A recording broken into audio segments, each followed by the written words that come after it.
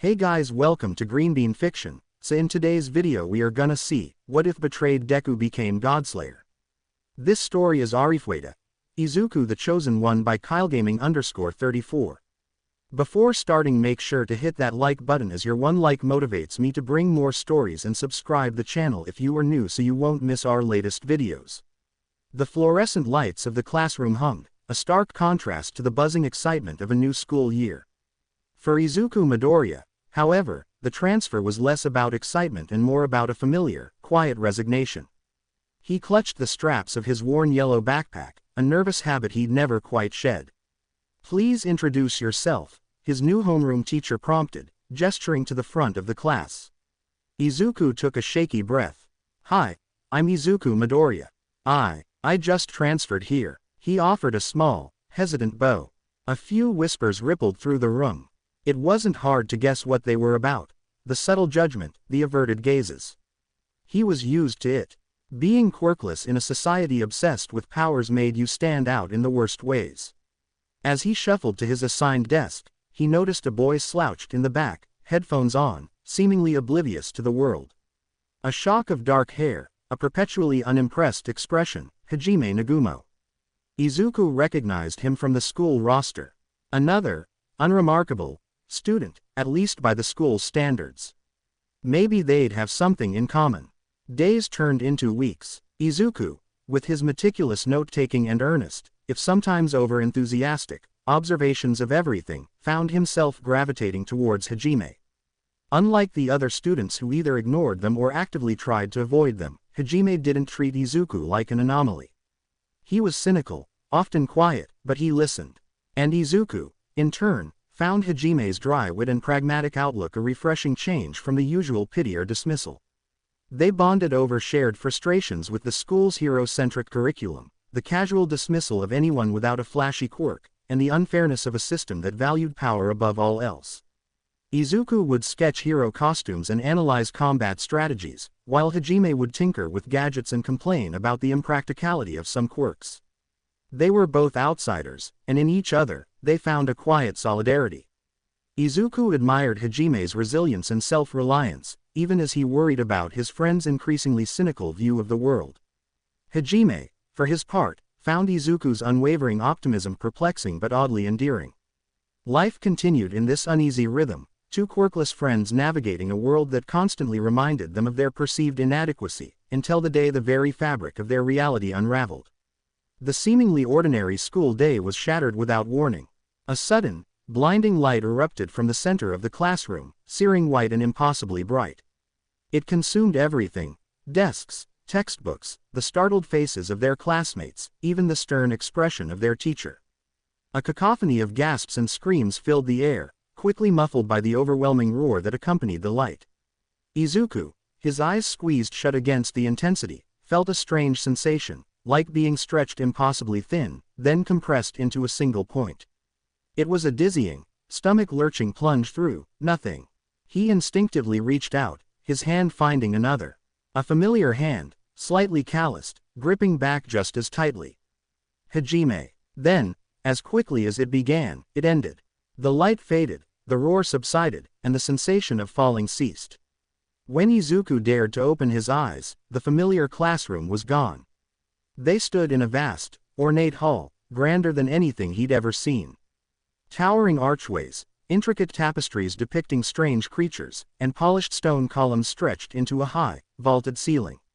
Before them knelt a group of robed figures, their faces hidden by deep hoods, and beyond them, a regal figure sat upon a throne, radiating an aura of solemn power. Their classmates were there too, scattered around them, blinking in confusion, fear, and even awe. Among them, Kuki Amanogawa stood out, already puffing out his chest, his eyes wide with a mix of surprise and self-importance. "You'll also like The Tale of the Utterly Gutsy Hero." 2.8K26. This is the story of a boy who was once quirkless and picked on, but he decided to train his body since he was young, and he learned martial arts and MMA to help him learn. My light, my hope. 51.2K 2.4K. As a kid, bullied and shunned, there was nothing to the outside world that Izuku didn't hate at all. So without even thinking twice, he shut himself in and started to do W. Villain Deku, the story of a fallen hero.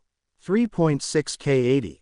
Izuku Midoriya is a quirkless kid who wants to be a hero, but he can't become a hero without a quirk. He still believes that he can achieve it. Until his favorite hero. How You Became a Hero 2, MHA Midoriya Izuku. 259k 7.6k. Welcome to Book 2 of How You Became a Hero. Read on as you continue to get stronger alongside Izuku and your friends. New friends and enemies will be introduced. Their W. Green Spark. The Rebirth of the Greatest Her. 3.5k 138. And Quat. He gave his life to save the world. Now he has to save it all over again from the very beginning. And Quat. In the ashes of the final war, Izuku Midoriya Hero, symbol. The Fallen Hero, completed. 774k 18.6k. Why was he stupid enough to let his guard down? He should have known he would be betrayed by his so-called friends. Just because he had the tendency to write any. Where are we? Someone whispered. The robed figures rose, and the one closest to the throne stepped forward. His voice, deep and resonant, filled the echoing hall. Brave heroes from another world, we welcome you to Tortu's. The robed figure, who introduced himself as the leader of the Ankaji, began to speak. He spun a tale of a world on the brink of ruin, beset by a monstrous demon race, their very existence threatened. They had performed an ancient summoning ritual, a desperate gamble, to call forth saviors from another realm. They needed the heroes, the summoned students, to wield their extraordinary powers and turn the tide of war. As the Ankaji leader spoke of prophecies and world saving, a slow, cold dread began to settle in Izuku's stomach. His analytical mind, which usually catalogued quirks and heroic feats, was now processing something far more unsettling. He looked at the earnest, pleading faces of the robed figures, then at the wide-eyed, captivated expressions of his classmates. This wasn't right. Wait. Izuku's voice, though a little shaky, cut through the reverent silence.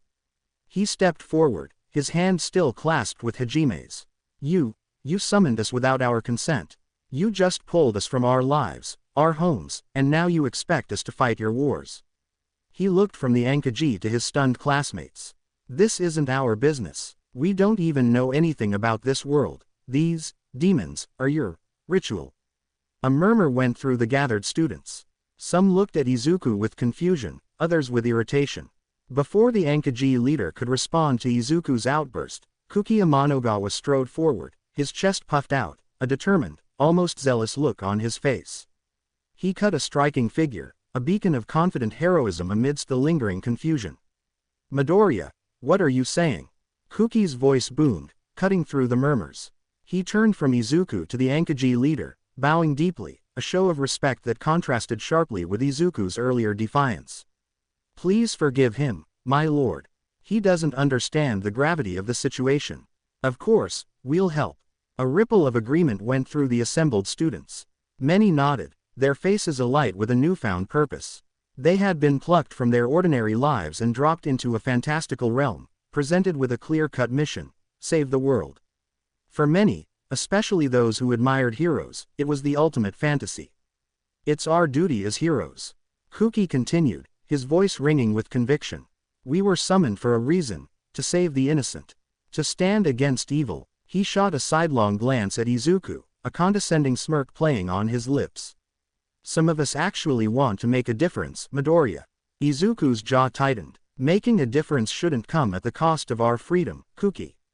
He retorted, his voice rising in frustration. They just dragged us here. We don't know anything about this world, these demons, or what their true intentions are. What if this is a trap? What if they're not as innocent as they seem?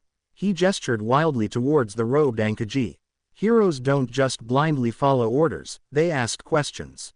They protect people. Yes, but they also protect themselves and those who can't fight back. That's just cowardice, Midoriya.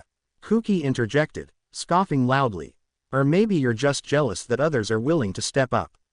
Look around. These people are suffering. A true hero doesn't hesitate when lives are on the line. He swept his hand across the faces of their classmates, many of whom now looked at Izuku with growing impatience or disdain. We are here for a purpose. We are heroes. 1. A chorus of, yeah, and, Kuki's right, echoed from the students. Izuku felt a wave of despair. They were swayed, easily. He looked at Hajime, who simply offered a small, knowing nod, a silent acknowledgement of their shared predicament. It was clear the tide had turned. The Ankaji leader, who had watched the exchange with a keen, observing gaze, finally spoke, his voice smooth and authoritative. Indeed, young Amanogawa, your spirit is truly commendable, a beacon of heroism that this world desperately needs. And rest assured, young Midoriya, he added, turning to Izuku with a placating, yet firm, smile, our intentions are pure. Our people are in grave danger. Izuku looked around, defeated. Arguing further would only isolate him and Hajime, perhaps even put them in a worse position. He had tried to voice his concerns, but it was clear that Kuki's zealous, simplistic view of heroism had won the majority over. They were trapped. He closed his eyes for a moment, then exhaled slowly. When he opened them, his usual earnest resolve had returned, though tinged with a new pragmatism. He couldn't stop the others, but he could still be a hero, on his own terms. And he definitely wasn't leaving Hajime alone. All right, Izuku conceded, his voice quieter now, but firm. He looked directly at Kuki, a challenge in his eyes despite his agreement. If we're staying, then we do this properly. We learn everything we can. We don't just rush in blindly. And if I find out we've been lied to, he added, his gaze flicking to the Ankaji leader, then all bets are off. Kuki smirked, confident in his perceived victory. Good. Glad to see you finally came to your senses, Midoriya. He then turned back to the Ankaji leader, bowing once more. We are ready, my lord. The Ankaji leader's smile widened. Excellent. Then let us begin the unveiling of your blessed gifts. Izuku's heart sank. He knew this would happen. Kuki, always so eager for the spotlight, so quick to jump to conclusions, had just volunteered them all for a war they knew nothing about. Hajime squeezed his hand, a silent acknowledgement of their shared unease. The Ankaji leader smiled, a relieved, almost triumphant expression. Indeed, young hero, your spirit is truly commendable. He then turned his gaze back to Izuku, a faint frown creasing his brow. As for you, young one, your designation, according to the ancient prophecy, is hero. And within that, a unique title, though it only appears as chosen one. Izuku stared at the strange, shimmering text that materialized briefly before him, displaying his new class. Hero, chosen one. It made no sense. He felt no power, nothing extraordinary. He was just Izuku Midoriya, quirkless. A bitter, ironic laugh threatened to escape him. A hero, indeed. As the Ankaji began to guide the students, explaining their new jobs and classes, Izuku felt a strange prickling sensation. A whisper, almost, at the edge of his perception. He was pulled slightly to the side, away from the main group, as if by an invisible thread. Suddenly, a figure materialized before him. She was shrouded in shadows, her face obscured, but there was a distinct sense of ancient power about her. And her eyes, though seemingly focused on nothing, pierced through him with an otherworldly intensity. So, you are here, the mysterious figure's voice was ancient, ethereal, yet clear. The boy who would deny his destiny. There is a great evil stirring, a darkness that threatens not just this world, but all that exists. You are the chosen one hero, boy. You are destined to save this world from the great evil. Whether you choose to believe it or not, your journey has just begun. And then, just as quickly as she appeared, she vanished, leaving Izuku alone with the echoing weight of her words and the chilling certainty that his new reality was far more complex, and far more dangerous, than a simple summoning to fight demons. He looked at his hand, the one that had held Hajime's, the one that felt inexplicably different now. Izuku found Hajime still standing slightly apart from the main group, a look of profound skepticism etched on his face as the Ankaji continued their explanations to the more eager students. Without a word, Izuku tugged on Hajime's sleeve, pulling him further into a shadowed alcove away from the milling crowd. Hajime, Izuku whispered, his voice barely audible, his eyes wide and a frantic energy thrumming beneath his usual calm. Something just happened. Something weird. Hajime raised an eyebrow, his gaze unwavering. Weirder than being teleported to another world and asked to fight a demon army. Because I'm pretty sure that tops the charts right now, Midoriya. No, I mean besides that, Izuku insisted, glancing nervously over his shoulder as if the shadowy figure might reappear. When they said my class was hero and chosen one, a woman, she just appeared right in front of me. Hajime's expression didn't change, but a subtle shift in his posture indicated his full attention. Appeared how? Like a ghost, a hologram? Neither. She just was there, Izuku explained, still grappling with the surreal encounter.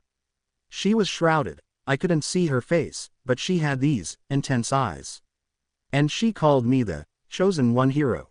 She said I was destined to save this world from a great evil, and that my journey has just begun.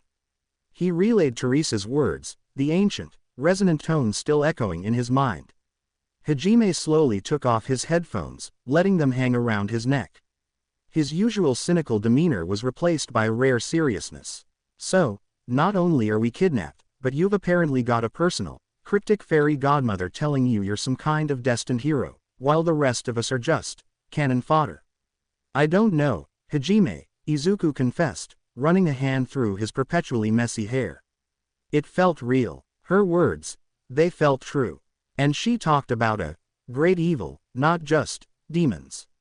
It made me think, what if this isn't as straightforward as they're making it out to be? He gestured vaguely towards the Ankaji. What if there's something else going on here? Hajime's gaze sharpened, a flicker of his usual analytical keenness returning. A deeper game. So, you think this great evil is something distinct from their demon race problem? Izuku nodded fervently. It has to be. Why else would she appear only to me, with a message like that? It felt like a different kind of mission. Like I'm being pulled into something older, more fundamental, than just this war. A beat of silence passed between them, punctuated by the distant, eager voices of their classmates being assigned their various combat classes. Well, Hajime finally said, a grim line to his mouth, at least you're not going crazy alone. If there's a great evil, and you're the chosen one to deal with it, then I guess that makes me the sidekick who tries to keep the chosen one from getting himself killed. He offered a faint, almost imperceptible smirk. But seriously, Midoriya, if what you're saying is true, we need to be even more careful here. There's clearly more to this world than meets the eye, and not everyone is going to be as heroic as Kuki seems to think. Izuku felt a wave of relief wash over him. Sharing it with Hajime, having his friend believe him, made the impossible reality a little more bearable. Thanks, Hajime, he said, a genuine smile breaking through his earlier anxiety. We'll figure this out together. He didn't know then just how true that promise would become, or how deeply their bond would be tested by the ancient evils and difficult choices that lay ahead. After the guide, the Ankaji priests, having finished their grand declarations, began the tedious process of appraising each summoned student. One by one, the students stepped forward, placing their hand on a glowing crystal that would reveal their job, skills, and stats. Excitement, nervousness, and competitive energy hummed in the air. Next, a priest called out. Student after student, their designations flashed. Swordsman, knight, archer, mage, spearman.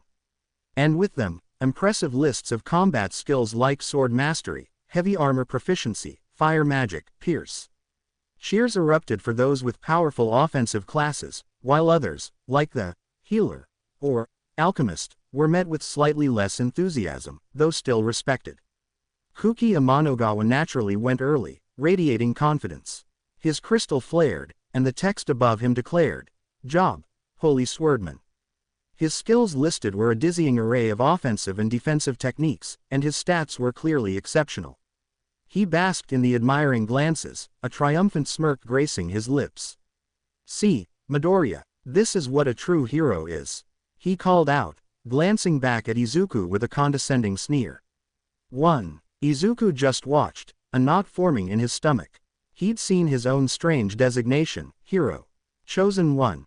But what would his skills be? Would they even register? He was quirkless. What kind of magic could he possibly possess? Finally, the priest called out, Nagumo Hajime. Hajime, ever the picture of detached disinterest, ambled forward, stuffing his hands in his pockets. He placed a hand on the crystal. It glowed, then flickered hesitantly, as if confused. The priest frowned. Job. Synergist. The hall went quiet. Synergist. It sounded weak. The priest peered at the skill list. Skills. Transmutation. That's all. He looked up, bewildered. And your stats are below average for a summoned individual. A ripple of whispers spread through the room. Hajime, the weakest of the summoned, now confirmed to be even more so in this new world. Kuki snickered, loud enough for Hajime to hear. Looks like some people are just dead weight no matter what world they're in. Hajime merely scoffed, retrieving his hand. Figures, he muttered, stuffing his headphones back on, though the dejection was clear in his eyes for a fleeting moment. He walked back to Izuku's side, a wall of indifference already back up. Next, Midoriya Izuku. Izuku took a deep breath. This was it. He walked to the crystal, placing his hand on it. The light that erupted from it was unlike any other.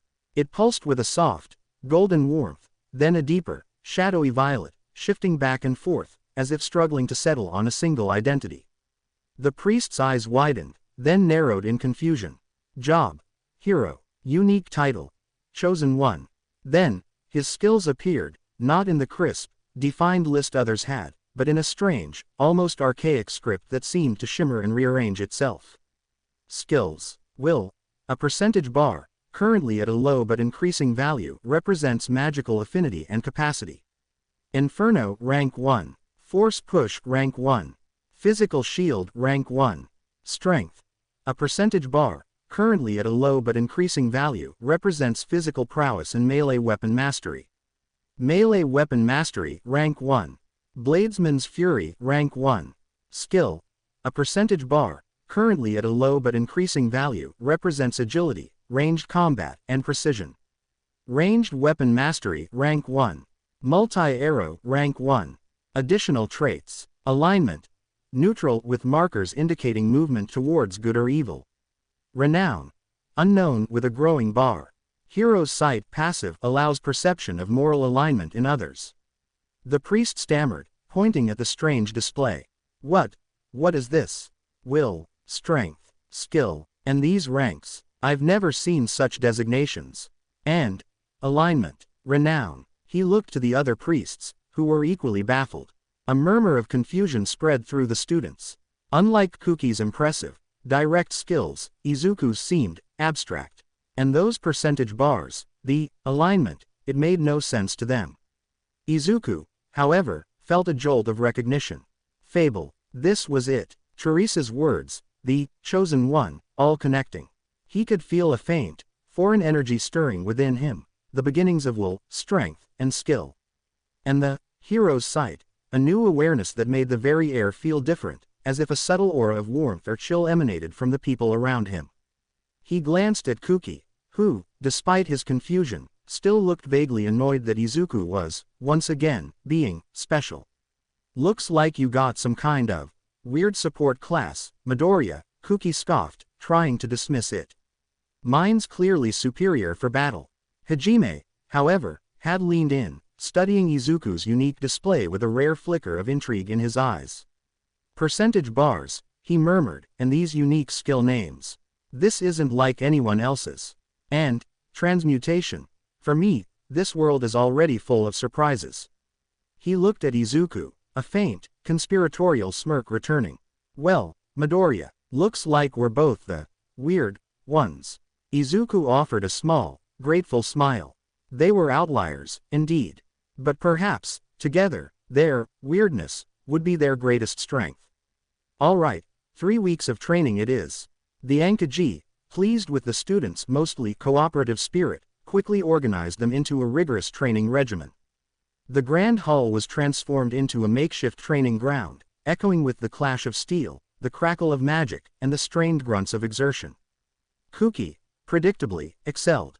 His holy swordsman class gave him a natural affinity for combat, and he wielded his blade with grace and power, swiftly mastering the techniques taught by the Ankaji instructors. He seemed to relish the attention, basking in the praise and readily taking on a leadership role among the students. The other students, eager to prove their worth, threw themselves into the training with varying degrees of success. Some, like the mages, took to spellcasting with ease, while others, like the knights, struggled with the unfamiliar weight of their armor. A few, overwhelmed by the intensity, began to show signs of doubt and fear. Izuku and Hajime, however, found themselves in a unique position. Izuku's fable-esque skills, while potent, were unlike anything the Ankiji instructors had ever seen. Will, strength, and skill were abstract concepts to them, and his percentage-based progression was baffling. They struggled to teach him, often resorting to basic combat drills while scratching their heads at his unique abilities. Izuku, however, was a quick learner.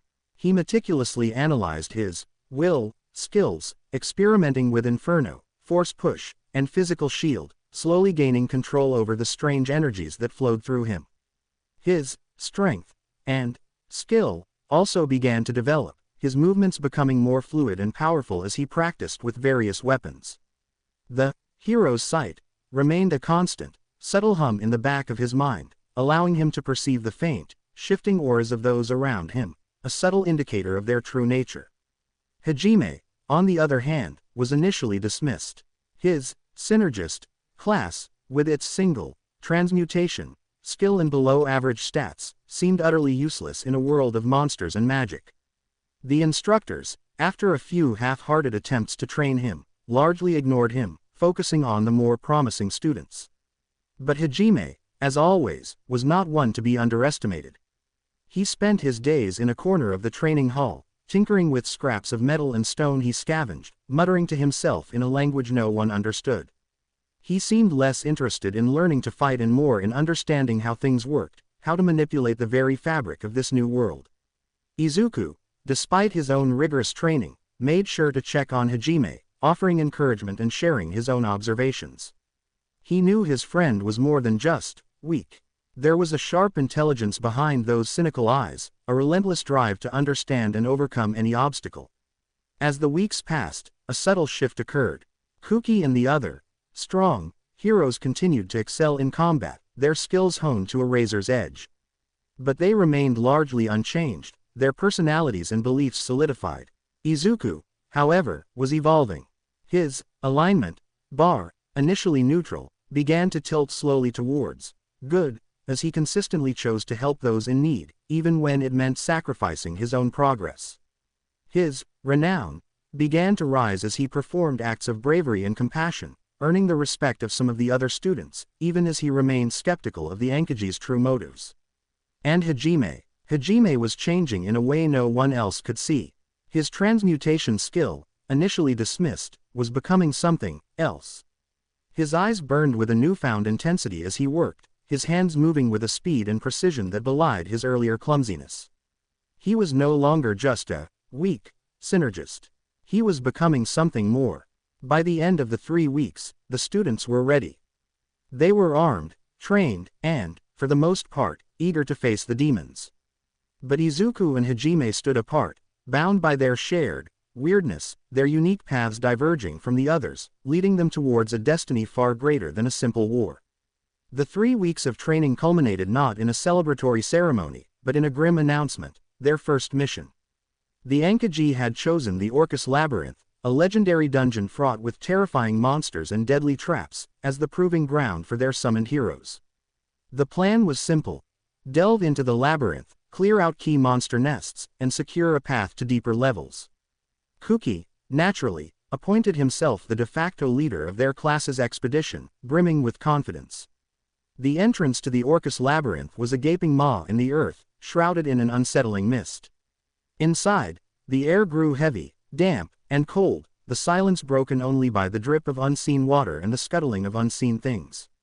The initial levels were manageable, the monsters familiar from their training. Kuki's leadership, for all its arrogance, proved effective, and the sheer power of the summoned heroes carved a path through the beast folk and giant scorpions that inhabited the upper floors. Izuku fought alongside them, his will skills proving surprisingly versatile. Inferno incinerated swarms of smaller enemies, Force Push sent larger ones reeling, and Physical Shield deflected blows that would have otherwise crippled him. His strength and skill grew with each felled monster, his movements becoming more refined, more effective. He still felt the subtle, fluctuating auras of alignment from his classmates, noting how Kuki's remained bright but somewhat rigid, while others flickered with fear or excitement. Hajime, however, remained on the periphery. While the others fought, he meticulously analyzed the labyrinth's structure, the monsters, weak points, and the properties of the strange dungeon materials. He worked on scraps of monster hide and discarded ores, his transmutation skill operating in the shadows, slowly, painstakingly creating something. The other students mostly ignored him, occasionally throwing him scornful glances for his uselessness. They pressed deeper, their confidence swelling with each cleared floor. Then came the 70th floor, a vast, open chamber with a colossal, grotesque-looking golem at its center. This was clearly the target. The battle was chaotic. The golem was more powerful, more resilient than anything they had faced before. Kuki led the charge, his holy sword flashing, but the monster shrugged off their attacks with surprising ease. Just as the tide seemed to turn, and the golem appeared on the verge of defeat, it let out a guttural roar, unleashing a devastating, unexpected attack. A wave of raw, destructive energy rippled outwards, tearing through the chamber. Students screamed, flung backwards, their bodies slamming into the jagged walls. A section of the floor, right beneath Izuku and Hajime, groaned ominously. "Look out!" Izuku yelled, instinctively activating physical shield, wrapping himself and Hajime in a shimmering, golden barrier. But the force of the golem's attack, combined with the instability of the floor, was too much. The ground beneath them fissured, then gave way entirely. They plunged downwards, a terrifying, uncontrolled fall into absolute darkness. Izuku clung to Hajime, his physical shield desperately trying to maintain itself against the brutal descent, but it was weakening, flickering. Above them, through the gaping hole, they could hear the fading shouts of their classmates, and Kuki's frantic, piercing cry, "Midoriya! Nagumo!" Then, silence, only the sound of rushing air, the frantic beat of Izuku's heart, and the chilling realization that they were falling into an unknown abyss. The physical shield finally shattered, and they hit something with a bone-jarring impact, rolling to a painful stop on a narrow, uneven ledge hundreds of feet below the original floor. The air was still, heavy, and thick with the stench of decay. Pitch black. Izuku coughed, gasping for breath, his body aching. He tried to move, but a searing pain shot through his leg. "Broken, probably. Hajime, are you okay?" Izuku croaked, fumbling in the darkness, his hand finding Hajime's arm. There was a groan. "Alive, somehow," Hajime rasped, his voice strained. "But this isn't good, Midoriya." Izuku slowly pushed himself up, trying to peer into the inky blackness that surrounded them. There was no light, no discernible path. They were utterly alone, isolated not just from their classmates, but from the world above. Suddenly, a faint, malevolent red glow appeared in the distance, followed by another and another. Eyes, many eyes, and then, a guttural, slithering sound began to fill the oppressive silence. They had fallen far, far past any explored level of the Orcus labyrinth, and into a domain of horrors unknown. The stench hit them first, a foul, cloying odor of decay and something indescribably alien. Then came the sounds, guttural clicks, the slithering of unseen bodies, and a chilling, rhythmic scuttling that echoed in the absolute darkness. Izuku's broken leg throbbed, a searing pain that threatened to overwhelm him. Hajime lay still beside him, groaning softly, his own injuries unknown in the inky blackness. Hajime, Izuku whispered, forcing the words past a throat suddenly dry with terror. Can you see anything?" "No." Hajime's voice was a ragged whisper, strained with pain. "It's too dark, and something's coming." From the depths of the abyss, the red pinpricks of light multiplied, coalescing into glowing eyes. The slithering grew louder, closer. Izuku's, hero's sight, usually a subtle perception, flared with an alarming intensity. The red eyes pulsed with an overwhelming aura of evil, a maliciousness far deeper and more primal than any demon he'd seen on the surface. These weren't just monsters, they were pure malice. Instinct, raw and animalistic, took over. Izuku fumbled for the short sword he'd acquired during training, dragging himself into a defensive crouch despite his agony. "Get behind me, Hajime," he rasped, activating physical shield. A faint, Golden barrier shimmered into existence around them, a pathetic flicker against the encroaching darkness. The first monster lunged. A grotesque, centipede-like creature with razor-sharp mandibles and far too many glowing red eyes. It slammed into the physical shield, which held, but strained. Its brethren followed, a tide of slithering horrors. Izuku swung his sword wildly, but his movements were clumsy, ineffective with his injured leg. The shield pulsed, taking hit after hit, but he knew it wouldn't last. He was running out of will. There too many. Hajime yelled, his voice desperate. We're trapped. Just as the physical shield cracked, about to give way, Hajime moved. With a guttural roar that surprised even Izuku, he pushed himself up, pulling a strange, crudely fashioned gun from his pocket. It looked cobbled together, unfinished. He'd been working on it during his useless training. Stand back. Hajime snarled, his eyes burning with a desperate fury. He pointed the gun at the centipede monster, and it fired. Not with a bang, but a dull thud. A rock, transmuted from the very ground beneath them, shot out, striking the monster's head. It staggered, but was far from dead. It's not enough, Izuku yelled, the shield finally shattering. Monsters swarmed them, claws tearing, mandibles snapping. Izuku parried what he could, his nascent bladesman's fury sparking, but he was overwhelmed. A monster's maw snapped shut on his uninjured leg, dragging him towards the darkness. Midoriya, Hajime screamed, his face contorted in a primal rage. He grabbed Izuku's hand, holding on with desperate strength. The other monsters focused on Hajime, seeing him as the easier target. They tore at him, their claws ripping flesh. Then, everything changed. A blinding surge of pain, a profound betrayal, tore through Hajime. It wasn't the monsters. It was a spear, driven from above, piercing his chest. A human spear. One of their classmates. Sorry, Nagumo. A voice from above echoed, barely audible, distorted by distance and malice. You were just dead weight. The words, cold and clinical, resonated with a bitter irony. Kuki, or one of his followers. They hadn't just fallen. They'd been pushed. Discarded. Hajime's grip on Izuku's hand tightened, then slackened. He looked at Izuku, his eyes wide with shock and utter disbelief, before the monsters swarmed him, dragging him into the deeper darkness. You'll also like The Tale of the Utterly Gutsy Hero. 2.8K26. This is the story of a boy who was once quirkless and picked on, but he decided to train his body since he was young, and he learned martial arts and MMA to help him learn. My light, my hope. 51.2K 2.4K. As a kid, bullied and shunned, there was nothing to the outside world that Izuku didn't hate at all. So without even thinking twice, he shut himself in and started to do W. Villain Deku, the story of a fallen hero. 3.6K 80. Izuku Midoriya is a quirkless kid who wants to be a hero, but he can't become a hero without a quirk. He still believes that he can achieve it. Until his favorite hero.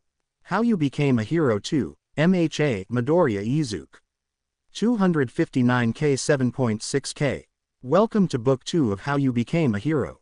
Read on as you continue to get stronger alongside Izuku and your friends. New friends and enemies will be introduced. Their W. Green Spark. The Rebirth of the Greatest Her. 3.5K 138. And quote. He gave his life to save the world. Now he has to save it all over again from the very beginning. And quote. In the ashes of the final war, Izuku Midoriya Hero, symbol. The Fallen Hero, completed. 774K 18.6K. Why was he stupid enough to let his guard down? He should have known he would be betrayed by his so-called friends. Just because he had the tendency to write any. Hajime. Izuku screamed, his voice raw with despair and rage. He thrashed, trying to pull himself free, but his strength was failing. The monstrous claws on his leg pulled harder. He was going to follow. But he didn't. He was dragged to the side, into a narrow, barely discernible crack in the wall. The centipede monster, perhaps deeming him too much trouble, or perhaps sensing something else, released him, scuttling past. The sounds of Hajime's screams, of the tearing of flesh, faded, replaced by the gnawing silence of the abyss. Izuku lay there, broken and alone, his alignment bar flickering wildly, a torrent of pure evil washing over him from the abyss, threatening to corrupt him. His mind reeled. Betrayal, abandonment, the sickening realization that they had been deliberately left to die. And Hajime was gone. A cold, horrifying resolve began to crystallize within him. He was a hero. He was the chosen one. But what kind of hero could he be in a world that devoured the weak and discarded the innocent? A hero who only knew how to be good. That wouldn't be enough. Not anymore. He dragged himself deeper into the narrow crevice, away from the sounds of the abyss. For days, perhaps weeks, he clung to life. He forced himself to move, to crawl, to find sustenance in the grotesque depths. He devoured the flesh of the very monsters that tried to kill him, their disgusting taste a constant reminder of his grim new reality. Each bite was a choice, each act of survival a step deeper into the shadows. His alignment bar, which had been gently leaning towards good, began to plummet. It was slow at first, then rapid, as he made choices no hero from his world would ever consider. His skin grew paler, his eyes gained a faint, almost predatory gleam in the gloom. His hair, once green, began to show streaks of stark white, reflecting the darkness he was forced to embrace. But even in this descent, the core of Izuku Midoriya, the boy who dreamed of saving everyone, refused to be extinguished. As he adapted, as he fought, he found himself still choosing to save others, even when it was difficult. He defended smaller, weaker creatures from larger, more predatory ones. He carefully bypassed traps that might have harmed unseen inhabitants. He made choices, born of necessity but still rooted in compassion, that slowly, almost imperceptibly, began to pull his alignment back from the brink of pure evil. With each choice that favored aid over abandonment, selflessness over pure survival, a subtle transformation began to manifest. His once unkempt hair, still streaked with white, started to regain some of its natural color, becoming less wild, almost as if carefully styled. Two distinct tufts at the top began to grow longer, curving elegantly, subtly resembling the prominent ears of a jackalope. His thin, gaunt frame started to fill out, becoming lean and muscled, his skin taking on a healthier, more vibrant tone. The subtle, almost invisible wool marks on his hands, which had flickered erratically during his trauma, now glowed with a steady, serene bluish hue. And, perhaps most strikingly, just below his ear on the left side of his neck, a faint, pure white Heroes Guild symbol, a small, stylized crest, began to materialize, a silent testament to the good karma he was accumulating even in this hellish place. It was a strange, subtle shift, a physical manifestation of his unwavering, if newly pragmatic, heroic spirit. His will, strength, and skill exploded. Will, as he focused on survival, on adapting, his connection to raw magical energy deepened. He began to learn how to manipulate the environment, casting inferno with a terrifying precision, freezing water with a new ability he instinctively grasped, even using his hero's sight to track unseen foes. Strength. His body, pushed to its absolute limits, hardened. He gained incredible muscle mass, his blows becoming bone-shattering. He found discarded weapons and learned to wield them with savage efficiency. His bladesman's fury became a whirlwind of destruction. Skill. His agility became unnatural. He moved silently, his aim with makeshift ranged weapons becoming unerring. He began to learn how to exploit the weaknesses of the abyss's creatures, using multi-arrow with deadly accuracy. He transcended human limits, fueled by rage, by sorrow, and by an unbreakable will to survive. He was no longer just Izuku Midoriya, the hopeful hero. He was a monster who fought other monsters. The chosen one had started to fill in, not with bright, shining letters, but with a dark, primal power, yet undeniably rooted in his good nature.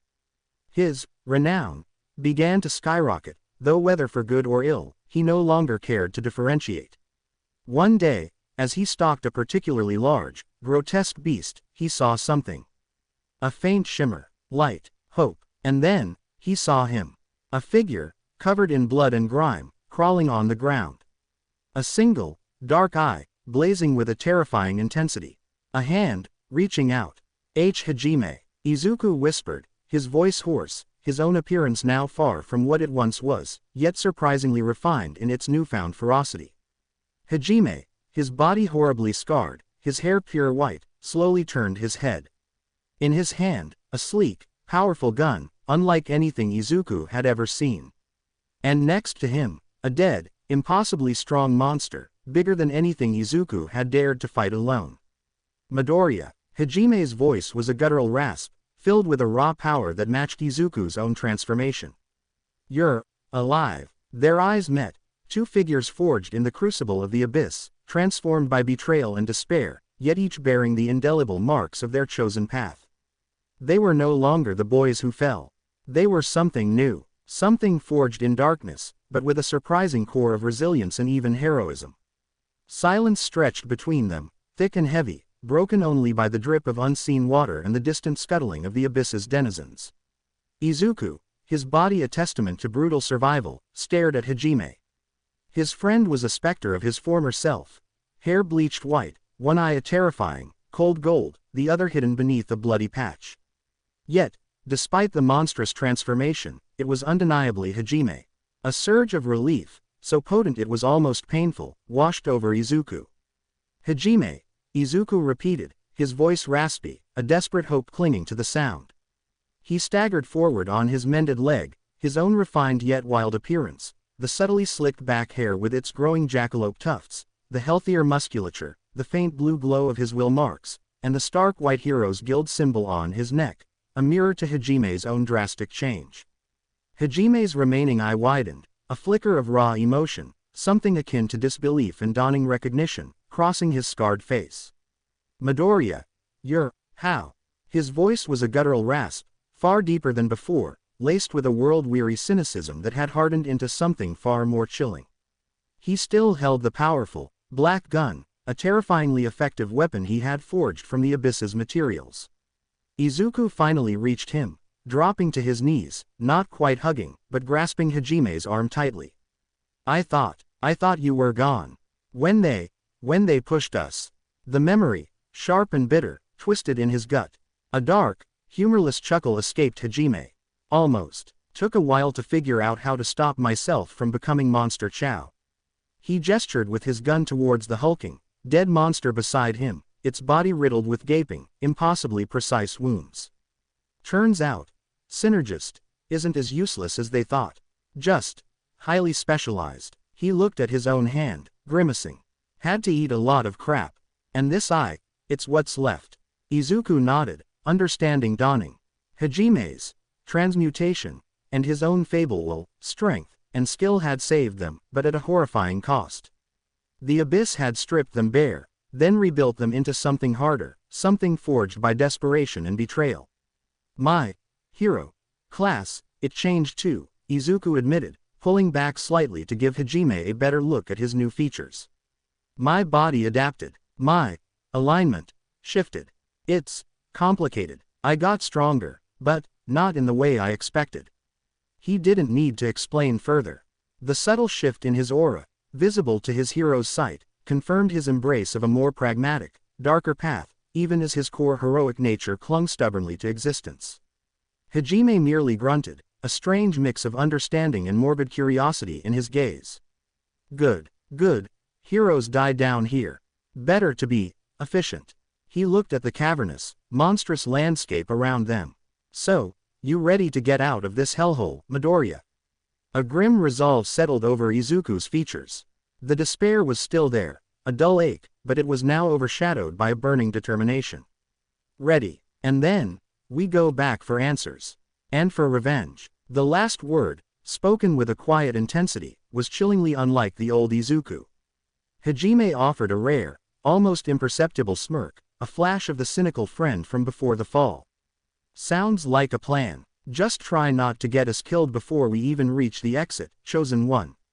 With their reunion complete, two transformed figures, no longer mere students, but hardened survivors of the abyss, began their arduous journey upward, their shared goal clear: survival, and then, retribution. With their reunion cemented in the grim reality of their new selves, Izuku and Hajime set out. Their first objective: find a way out. They moved with a newfound synergy, Izuku's hero's sight guiding them through the treacherous darkness, picking out the faint heat signatures of unseen creatures, and sensing the subtle shifts in alignment that denoted hidden dangers or potential resources. Hajime, ever the pragmatist, was already meticulously gathering anything he could find, his transmutation skill humming with a terrifying efficiency as he crafted makeshift tools and analyzed every strange material they encountered. After what felt like an eternity of navigating crumbling passages and evading lurking monstrosities, Izuku's senses picked up a distinct, regular structure ahead. "Hajime, I think I see something. Stairs. Or, what used to be stairs." They moved cautiously forward, their eyes, now accustomed to the gloom, eventually confirming Izuku's perception. Before them was a massive, spiraling staircase carved into the very rock of the labyrinth. But hope quickly soured into grim disappointment. The stairs were ancient, eroded by time and the corrosive environment of the abyss. Most of the steps had long since crumbled into dust or collapsed into gaping voids. What remained were precarious, treacherous ledges, impossible to ascend without advanced climbing gear or the ability to fly. It was a cruel mockery of an escape route. Hajime ran a hand over a section of collapsed rock, a dry, humorless chuckle escaping his lips. "Well, isn't that just perfect? So, the direct way out is a bust." Izuku's gaze swept over the shattered remnants of the staircase, then down into the inky blackness that stretched beneath it, a chilling invitation to deeper, unknown horrors.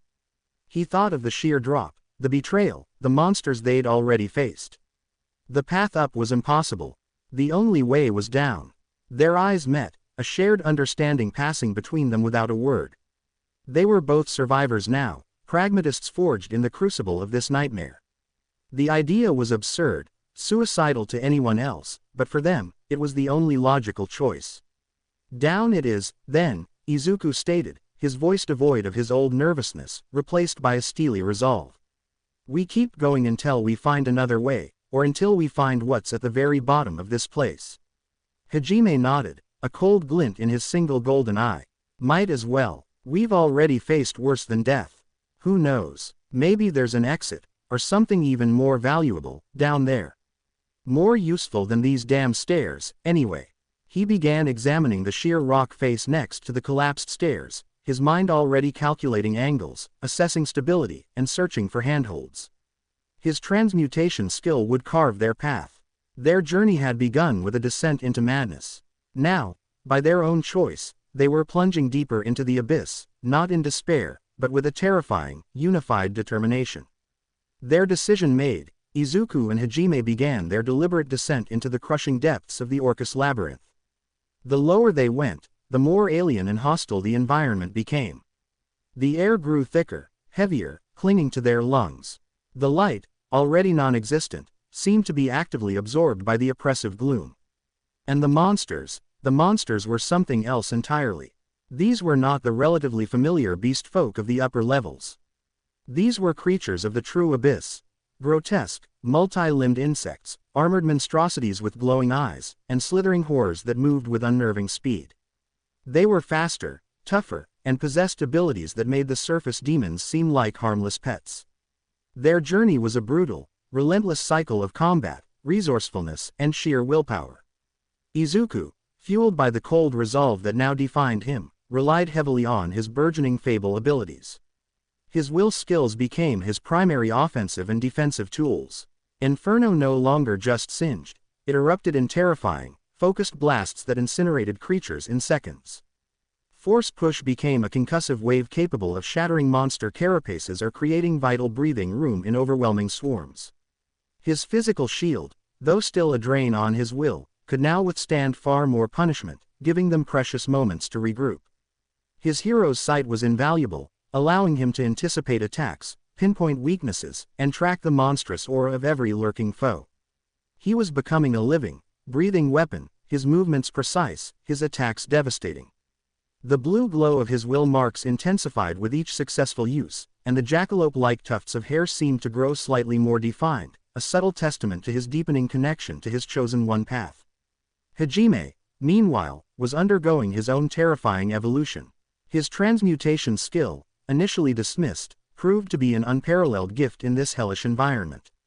He learned to transmute the very ground to create temporary shelters, manipulate mineral veins to create makeshift traps, and, most crucially, refine the materials dropped by the monsters. Their first true test came against a colossal, armored worm-like creature that burrowed through rock like water. It was a terrifying beast, capable of crushing them in a single coil. As Izuku furiously used force push to keep it at bay, buying precious seconds, Hajime, with a look of grim determination, began to transmute. He created powerful, specialized bullets from the monster's own tough hide, loaded them into the black gun he'd crafted, and fired. The impact was devastating, punching through the creature's armor where their other attacks had failed. "It works," Hajime rasped, a wild, almost maniacal grin flashing across his scarred face. They learned to fight as a unit.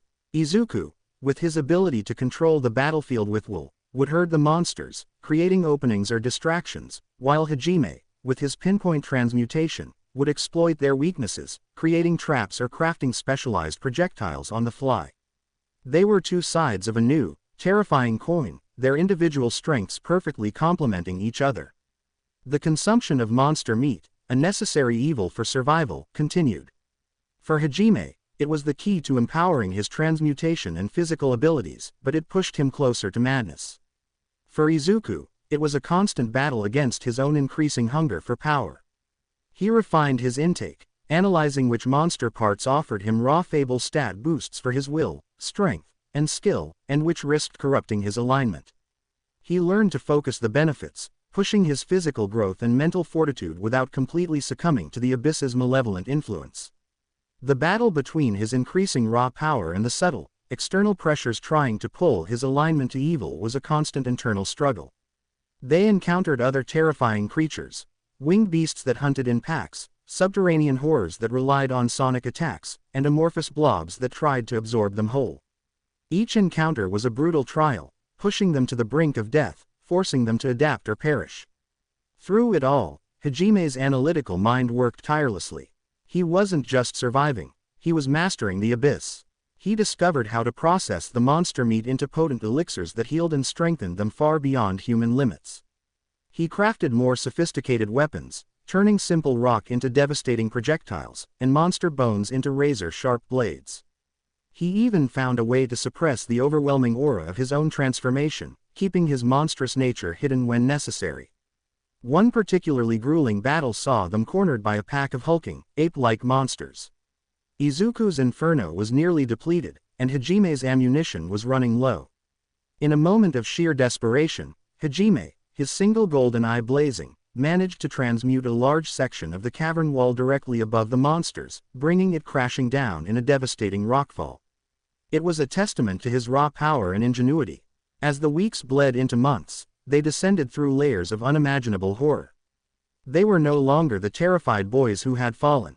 They were seasoned hunters, efficient killers, their instincts honed to a razor's edge. They were no longer reliant on anyone. They were self-sufficient, formidable, and utterly ruthless when survival demanded it. They had discarded their old fears, their old limitations, and in their place, forged a new, terrifying strength.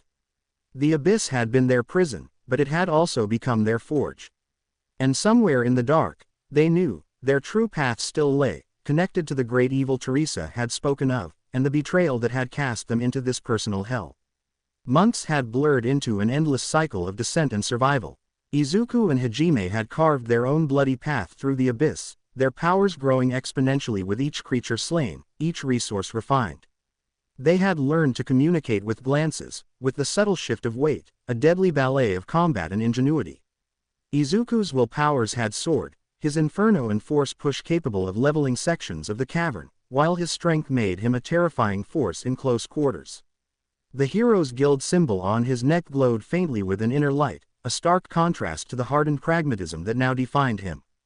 Their current level was a vast, sprawling cavern, filled with enormous, petrified trees and the eerie silence that often preceded a truly formidable foe. As they navigated the labyrinthine landscape, Izuku's hero's sight flared, sensing an immense, localized aura of evil, far more potent than anything they'd encountered since their fall. It was concentrated, ancient, and emanating from the very heart of the cavern. "Something big," Izuku murmured, his hand already on the hilt of a transmuted short sword, the blade now a polished, razor-sharp weapon. "Very big, and very bad," Hajime nodded, his single golden eye narrowing. He pulled out two of his signature revolvers, the Donner and Schlag, their black barrels gleaming ominously in the gloom. Probably the boss of this floor. Get ready. They moved with practiced stealth, using the petrified trees for cover, until they finally saw it. Standing amidst a clearing, guarding a massive, crystalline formation, was a cyclops. It was a towering behemoth of muscle and rock, its single, bloodshot eye burning with malicious intent. It moved with surprising speed for its size, swinging a colossal club that could shatter stone. "All right," Hajime stated, his voice calm, assessing. "This one's tough. Midoriya, I'll draw its attention, hit it with my high-penetration rounds. You use your will to control its movement, then go for weak points when I open them up." The battle was ferocious. The Cyclops roared, charging.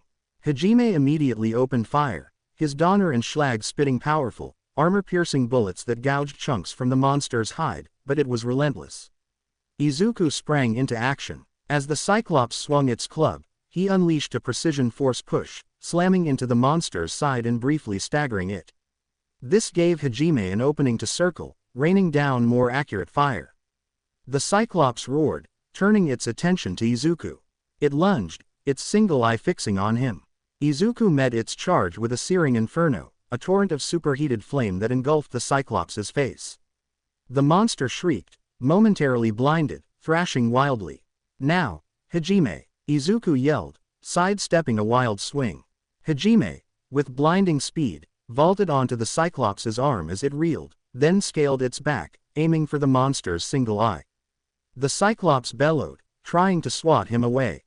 Izuku saw his chance. He channeled his strength into a powerful leap, scaling the Cyclops' other arm, his transmuted sword gleaming. As Hajime fired a precise round into the Cyclops' eye, making it roar in agony and momentarily flinch, Izuku brought his sword down with all his might, channeling pure bladesman's fury. The blade sank deep into a vulnerable spot on the monster's head, severing a critical tendon.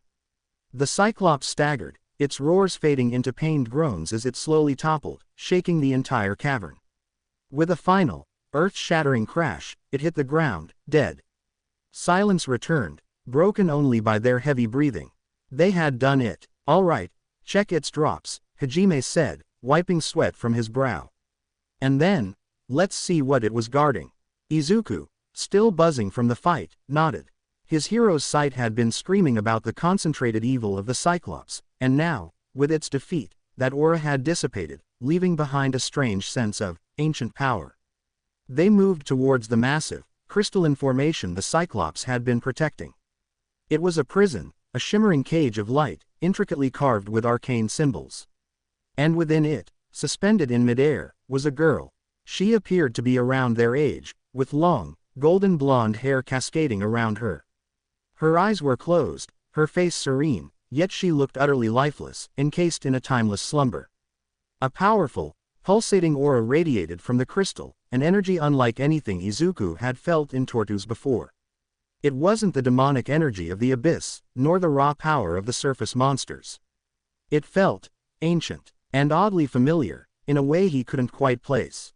It resonated, faintly, with the deeper, more complex energies of his own fable abilities. "What is this?" Izuku breathed, reaching out a hand, feeling the hum of power. "She's alive, but sealed." Hajime, ever pragmatic, began to examine the crystal, his eye scanning the arcane symbols. "Looks like some kind of powerful magic. Probably kept her alive, but totally locked away. If we can break the seal." He started touching the crystal, testing it with his transmutation, a thoughtful frown on his face. Izuku instinctively placed his own hand on the crystal, focusing his will. He pushed his own energy, not to destroy, but to understand. His will marks on his hand pulsed with a bright bluish glow, and the Heroes Guild symbol on his neck seemed to hum.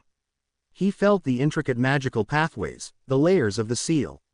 It was immensely complex, but his mind, enhanced by his fable growth, began to intuitively pick it apart, sensing the weak points.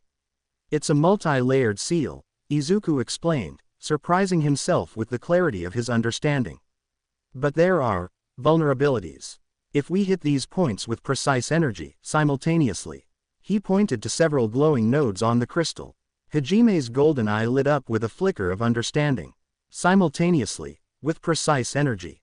Got it." He stepped back, positioning himself, his revolvers already aimed at the points Izuku indicated. "Ready, Midoriya, ready," Izuku confirmed, channeling pure will into his hands, preparing to unleash a controlled blast of magic. On Hajime's mark, they unleashed their power. Hajime's revolvers fired with precise, muffled thuds, their specialized bullets striking the crystal nodes with pinpoint accuracy. Simultaneously, Izuku's hands erupted with twin streams of focused, pure will energy, striking the same points. The crystal groaned, a high-pitched whine echoing through the cavern. Cracks spider-webbed across its surface, then expanded rapidly. With a resounding shatter that reverberated through the cavern, the crystal prison exploded into 1,000 shimmering fragments, raining down like glittering dust. The girl drifted gently to the cavern floor. Her golden eyes slowly, sleepily fluttered open, fixing on the two monstrous-looking figures standing over her. There was no fear, only an ancient weariness, then a dawning curiosity. "You broke the seal," she murmured, her voice soft, ancient, yet filled with an ethereal grace.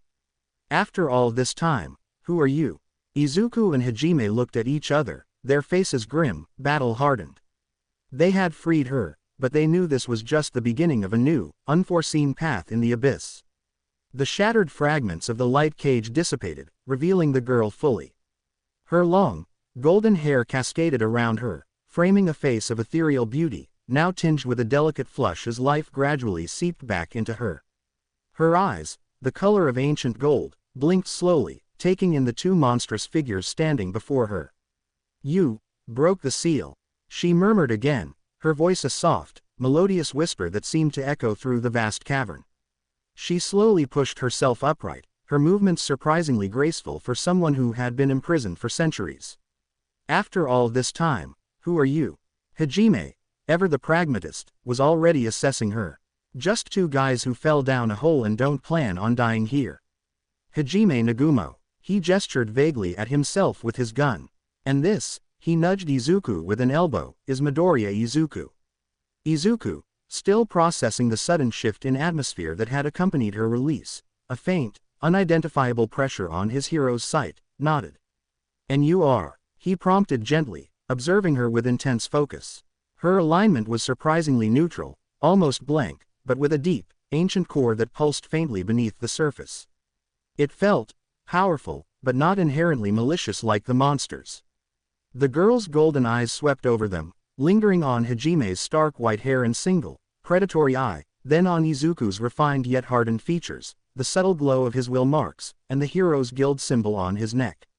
A faint, almost imperceptible tremor passed through her. "My name is Yu," she finally replied, her voice gaining a touch more clarity. She paused, then added, her gaze sharpening, "And I am a vampire." Izuku's mind instantly recalled the lore he'd absorbed from fables, bestiaries and guild texts, a hidden knowledge now accessible through his chosen one status.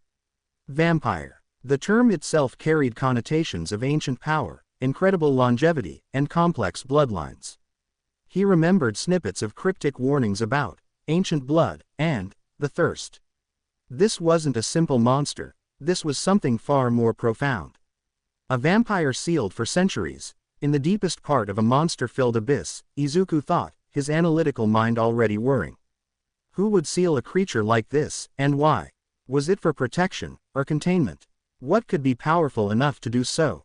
And if she's been here for centuries, what kind of knowledge does she possess about this labyrinth, or even this world? Hajime, less concerned with species and more with immediate danger, was already shifting his stance, his gun subtly aiming lower. A vampire? Huh, anything we need to worry about.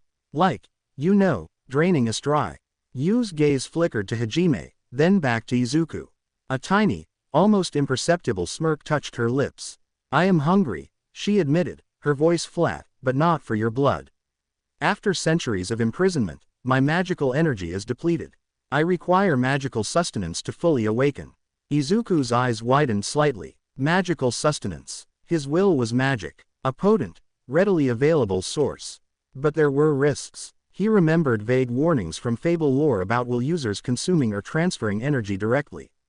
It could be invigorating, but also dangerous, potentially forming a powerful, unforeseen link. And what about the alignment? Would sharing his magical energy impact her own, or vice versa?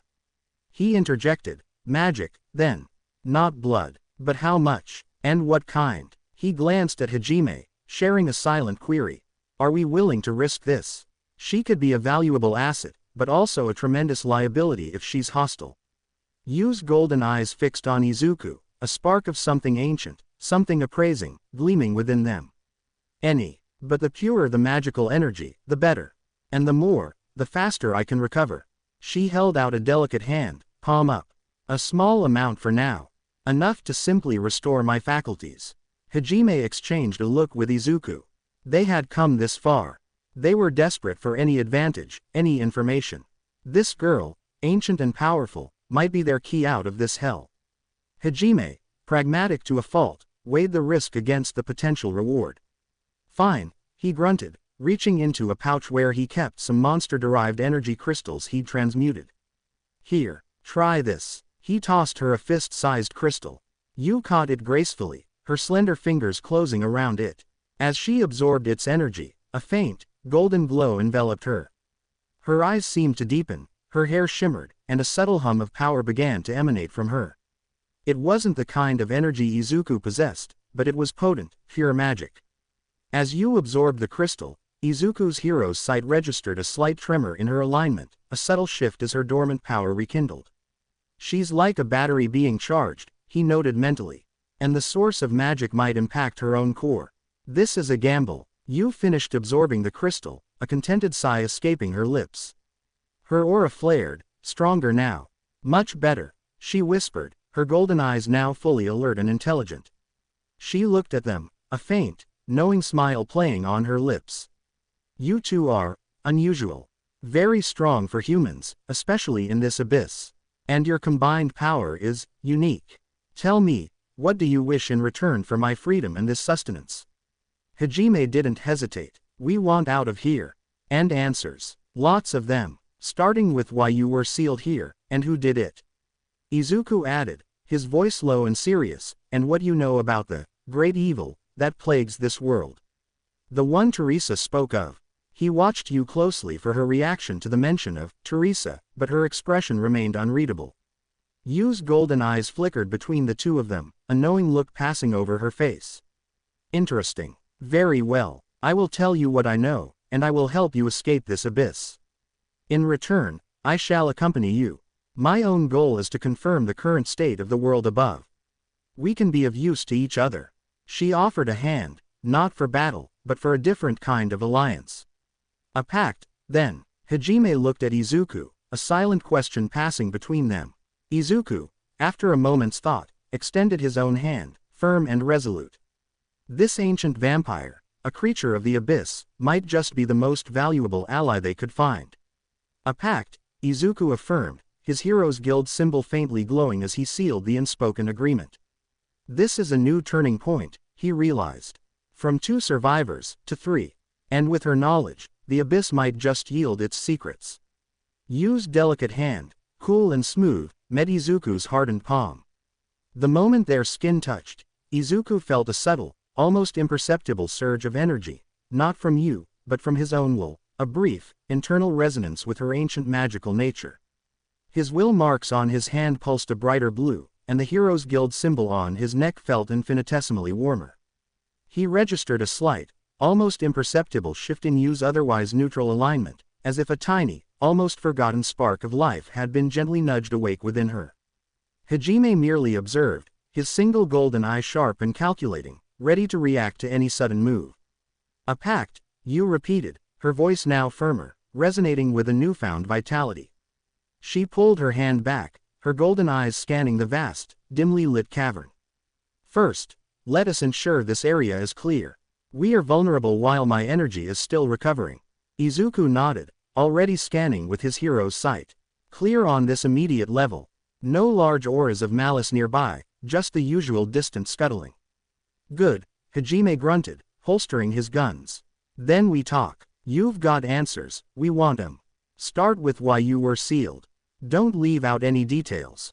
Yu settled cross-legged on the cavern floor, her posture radiating an ancient poise despite her apparent youth. She looked at them, her gaze intelligent and piercing. My name is Yu. I am a true vampire, one of the ancient bloodlines. I have lived for centuries, perhaps even millennia. But for the last 300 years, I have been imprisoned here by my own family. Izuku's mind raced, pulling fragments from fable lore. Ancient bloodlines, centuries of life.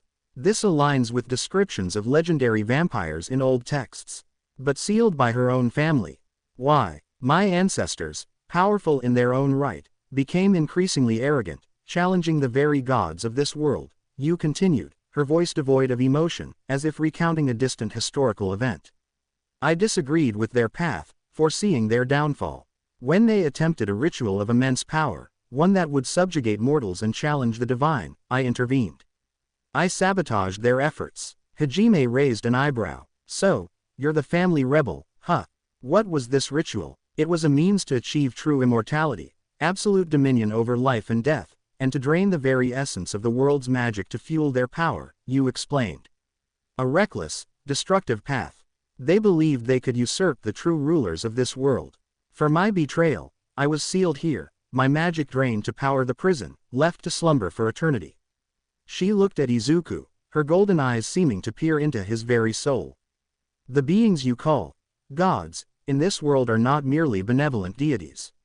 They are powerful, ancient entities with their own agenda. My family was foolish to challenge them directly. Izuku felt a chill run down his spine. This resonated deeply with Teresa's warnings about a great evil. Gods with agendas, an ancient vampire sealed for interfering with a ritual to challenge them. This is far more complex than just demons. Could these gods be connected to Jack of Blades? Are they the great evil Teresa warned me about? So, these gods, they're not necessarily good guys, then. Izuku mused aloud, his analytical mind already sifting through the implications. And this ritual your family was trying to do, it sounds like it could have done immense harm. Perhaps even global, dimensional harm. His hero's sight pulsed, detecting a faint, almost imperceptible echo of the Ankaji's self-righteousness in her words, a similar kind of moral absolutism that made him wary. Yu's lips curved into that subtle, knowing smile again. Good and evil are subjective concepts to beings of such power. Their aim is control, stability, and the preservation of their own existence. Anything that threatens that is evil. My family's ritual would have fundamentally altered the balance of power on Tortus, and perhaps even beyond. She then looked directly at Izuku.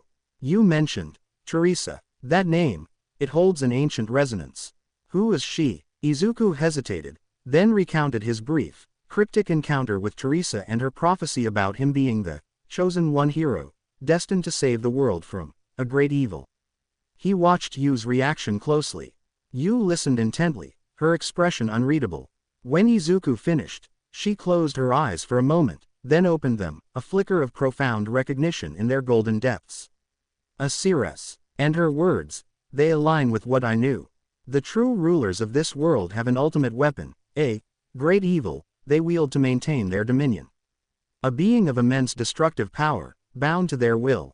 If Teresa spoke of it, then this great evil is not merely the demon race you are currently fighting. It is something far more fundamental, far older, and far more dangerous. Hajime scoffed. So, the guys who summoned us, the so-called good guys, are actually working for the great evil that controls this world. What a joke. Yu nodded slowly. They are merely pawns in a much larger game. The demons, the current war, it is a tool to control the mortals, to distract them, to maintain the divine's order. You, the summoned heroes, are merely additional resources thrown into the meat grinder for their convenience. A cold rage settled in Izuku's heart. It confirmed his worst suspicions from the very beginning. They weren't heroes. They were sacrifices, cannon fodder. And Hajime, his best friend, had been cast aside as dead weight by those very same deceivers. So, our path out of here, Hajime stated, his voice dangerously low, isn't just about survival anymore, is it? It's about getting strong enough to confront these gods, and whatever great evil they control. Yu's golden eyes gleamed. Precisely. The abyss is a harsh training ground, but it forges power. You two are living proof. If you wish to challenge those who cast you aside, and those who rule this world, then I shall aid you. We will descend further, grow stronger, and then, we will ascend. And we will see who truly is the dead weight in this world. Izuku's alignment bar, which had been steadily climbing towards good, wavered slightly, then paused. The core of his heroism remained, but it was now tempered by a cold, calculating fury. He met Yu's gaze, then Hajime's. Their pact was forged not just in survival, but in a shared thirst for truth and a fierce, burning desire for payback. And so their descent continued, fueled by a shared purpose and a grim determination. With Yu now part of their ranks, the abyss, though still deadly, became a more navigable challenge. Yu's ancient knowledge of the labyrinth's structure, its hidden passages, and the behaviors of its most dangerous denizens proved invaluable. She guided them through areas that would have been impossible for Izuku and Hajime to traverse alone, conserving their strength for the battles that truly mattered. They were no longer just surviving, they were conquering. Izuku's will had become a formidable force, his magical energy now flowing with a steady, deep blue hue that reflected the raw power he wielded. His strength was immense, every strike capable of tearing through monstrous hides. His skill allowed him to move with a blur of precision and speed, anticipating movements before they happened. His hero's sight, now constantly active, painted the abyss in layers of pulsating auras, revealing hidden threats and the subtle flow of magical energy in the environment. The hero's guild symbol on his neck, now a brilliant white, glowed faintly with every use of his abilities. Hajime, equally transformed, had refined his transmutation to an art form. He could craft high-explosive grenades, anti-monster bullets, and even temporary force fields from the very rock and monster flesh around them. His black revolvers, Donner and Schlag, roared constantly, spitting death with terrifying accuracy. Yu, though still recovering her full strength, was a force of nature in her own right. Her ancient magic, expressed through elemental control and powerful defensive barriers, complemented their raw offensive power perfectly. She was a chillingly effective long-range artillery, raining down focused blasts of light and darkness. Their path eventually led them to a vast, subterranean lake, its black waters reflecting the eerie glow of bioluminescent fungi on the cavern ceiling. And from its depths emerged their next great challenge, a hydra. It was a monstrosity of immense proportions, its 9 serpentine heads erupting from the murky water, each with venomous fangs and eyes burning with malicious intent. Its scales shimmered with an unnatural toughness, and the sheer volume of venom it could spit would have melted stone. 9 heads, Hajime murmured, his single golden eye narrowed in assessment. Looks like its scales are tough. Standard rounds might not cut it. Izuku's hero's sight immediately locked onto the beast. The Hydra's alignment glowed with an immense, primal evil, but his heightened senses also picked up subtle pulsations beneath its scales, areas of lesser density, and the faint, almost imperceptible flow of magic that hinted at its regenerative abilities. Its core is likely tied to all heads, Izuku quickly analyzed, and it regenerates. We need to go for a sustained assault, focused on specific points. Leave the distractions to me, Yu said, her golden eyes gleaming. She began to chant, ancient symbols swirling around her, as she prepared a powerful spell. All right, Hajime, Izuku continued, his voice calm, pragmatic. I'll use force push to control its movement, keep it from overwhelming us, and inferno for sustained damage. Look for the weak spots I highlight with my will. You, cover us, hit them with your strongest magic. We aim for the necks, then coordinate a final blow on the core. The battle began. The Hydra surged forward, its heads lashing out. Hajime immediately opened fire, a barrage of high explosive rounds impacting its scales, causing massive splash damage and drawing 2 of its heads. Simultaneously, Yu unleashed a torrent of arcane lightning, pure destructive energy that arced between several heads, forcing them to recoil. As 2 heads lunged towards them, Izuku roared, unleashing a powerful force push that slammed into their broad necks, sending them crashing back into the water with a thunderous splash. He then channeled a concentrated blast of inferno, directing a stream of scorching fire that bathed one of the heads, forcing it to shriek and thrash. Target the 4th head from the left. Izuku barked, his voice carrying over the chaos. Scales are thinner there. A faint, shimmering blue glow, courtesy of his will, highlighted the spot. Hajime pivoted instantly, firing precise rounds that tore into the designated area, causing the head to bleed heavily. Yu, seeing the opening, focused her magic, striking the wounded head with a blinding beam of light that caused it to writhe in agony. The Hydra, enraged, began to regenerate the damaged head, but Izuku was ready. It's slower than expected, he noted. We can overwhelm its regeneration. Hajime, keep up the pressure on the necks. I'll disrupt its healing with concentrated will. He began to cycle his will spells with terrifying efficiency. He'd hit a head with a prolonged inferno to cause deep, burning damage, then follow up with force push to knock it back, preventing it from regenerating effectively. When a head was sufficiently weakened, Hajime would unleash a barrage of armor-piercing bullets, aimed at the exposed flesh, while Yu provided suppressive fire or debilitating spells on the other heads.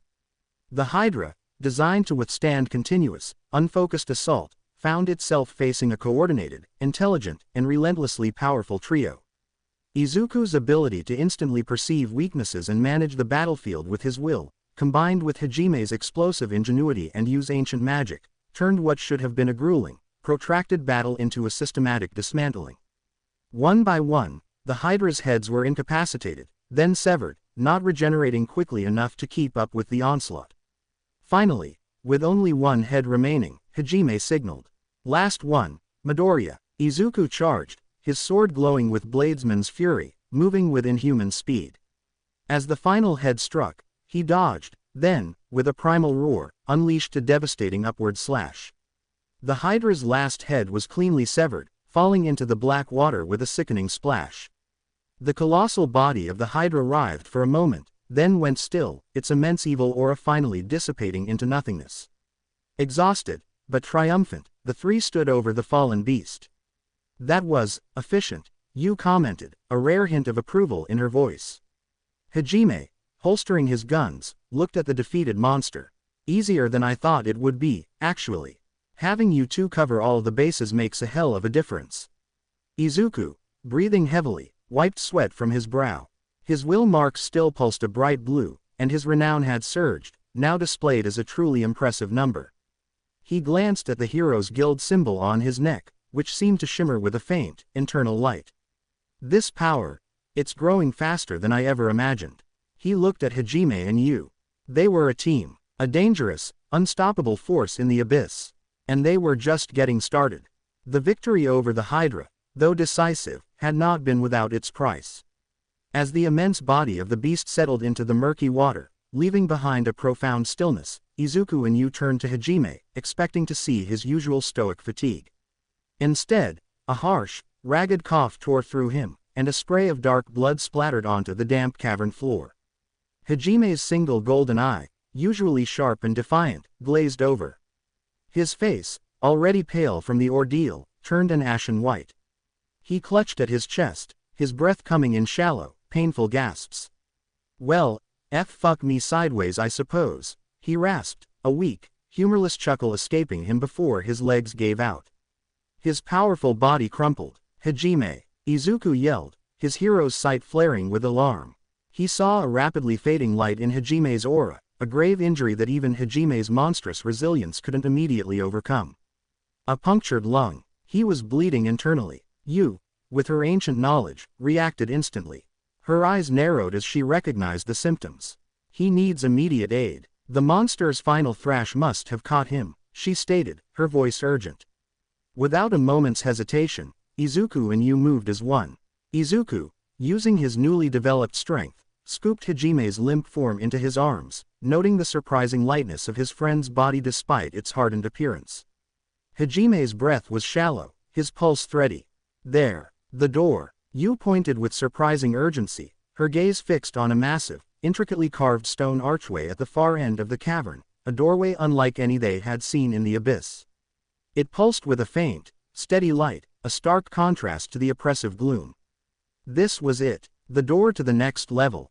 The final test. Can he make it? Izuku asked, his voice tight with concern, already moving with rapid strides towards the archway. The thought of losing Hajime now, after everything they'd been through, was unbearable.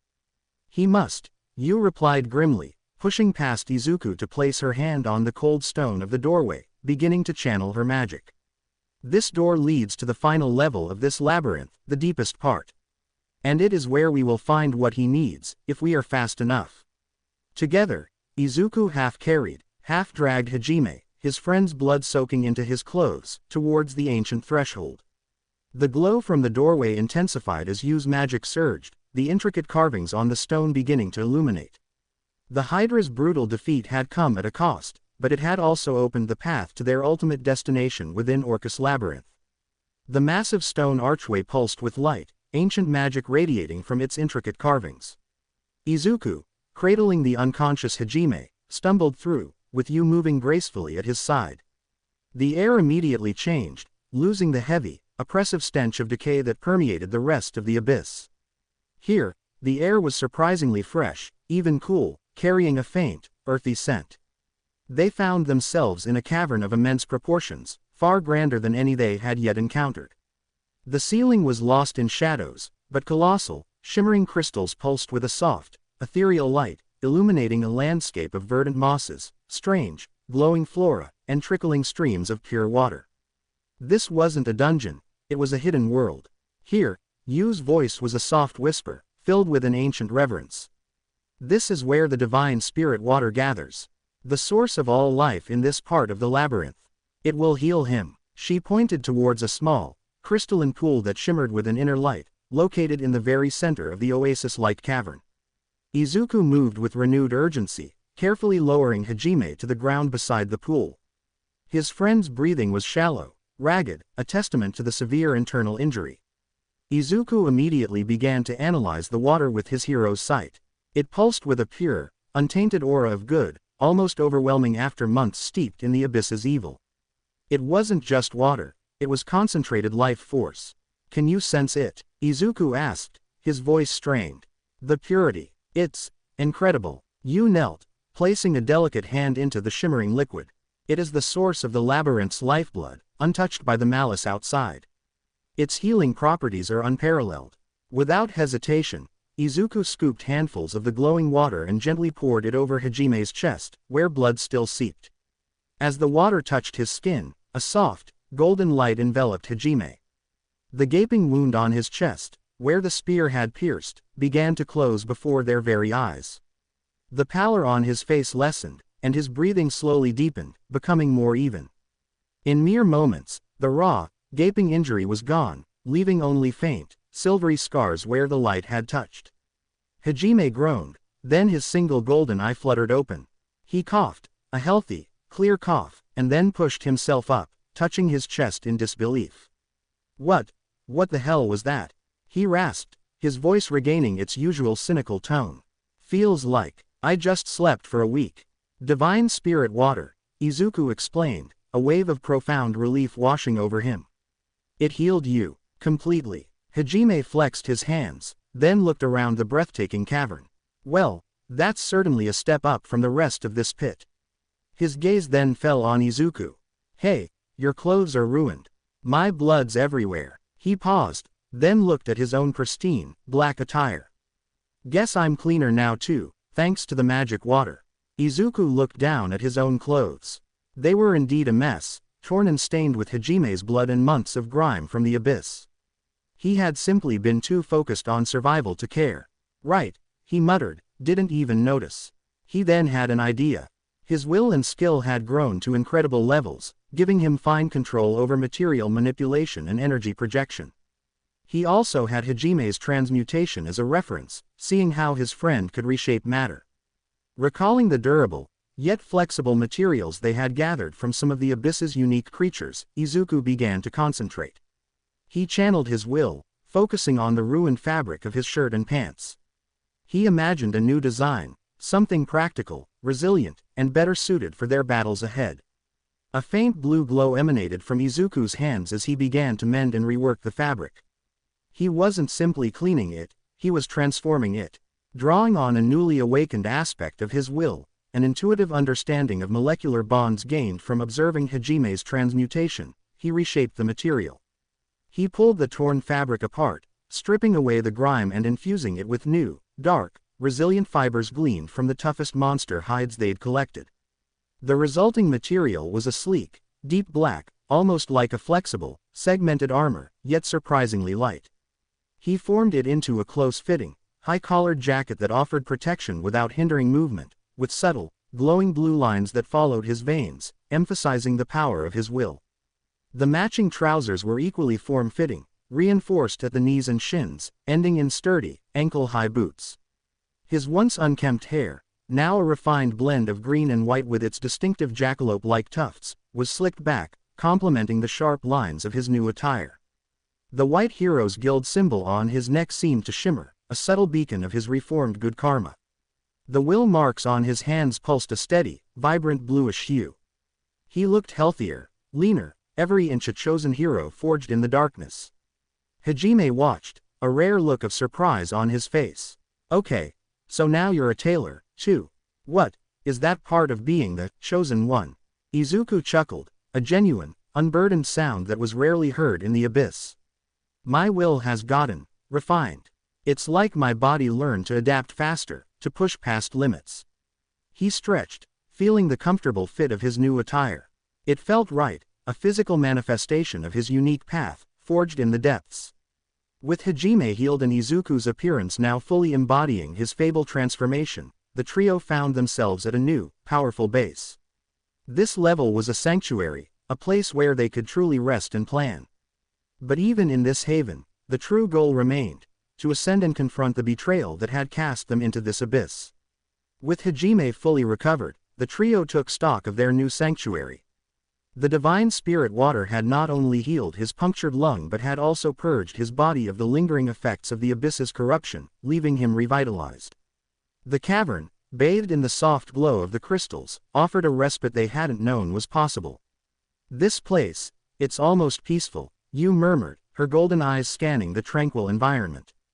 But we cannot linger. This labyrinth has more to offer than just healing waters. Hajime, ever the pragmatist, was already examining the surrounding environment, his single golden eye glinting with a familiar spark of ingenuity. If we're staying a while, we need to make the most of it. I can feel the ambient magic in this place, it's different from the rest of the abyss. Pure, we can use it. Izuku, still adjusting to the comfortable weight of his newly created clothing, agreed.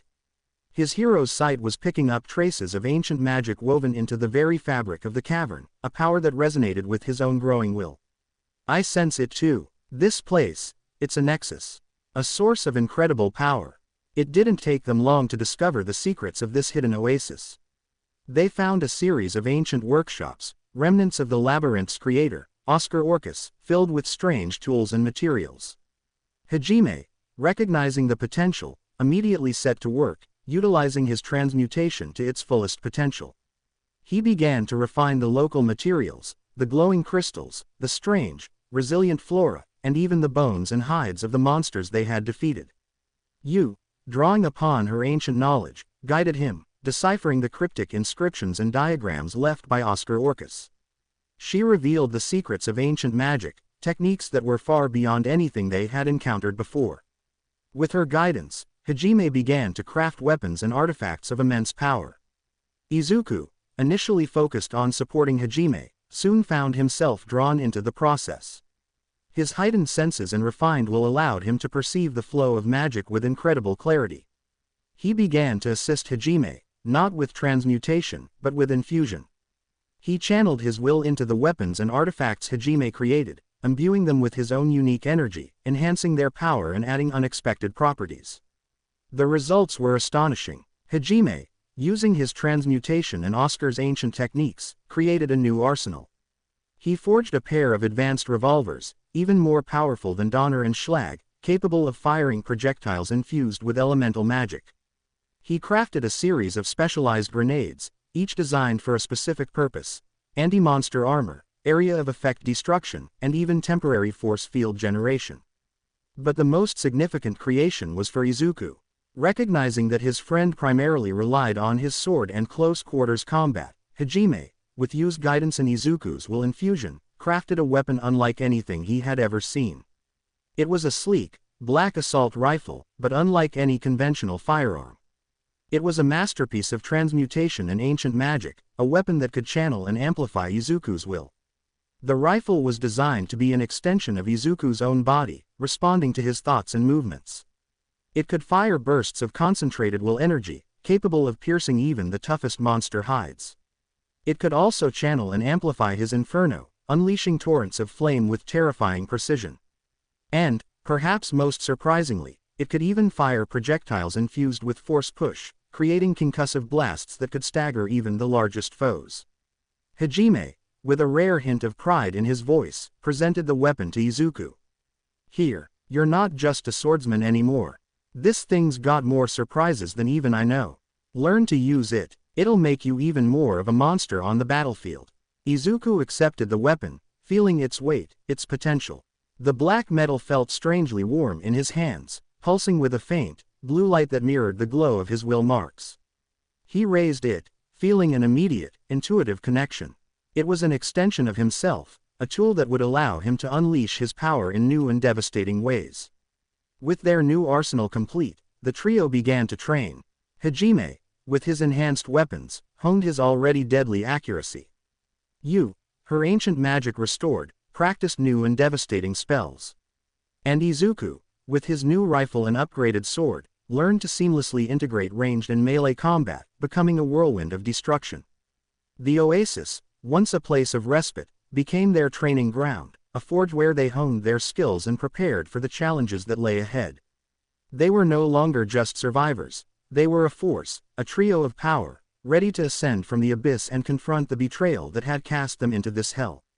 Their time in Oscar Orcus's hidden sanctuary had forged them into something more than just survivors.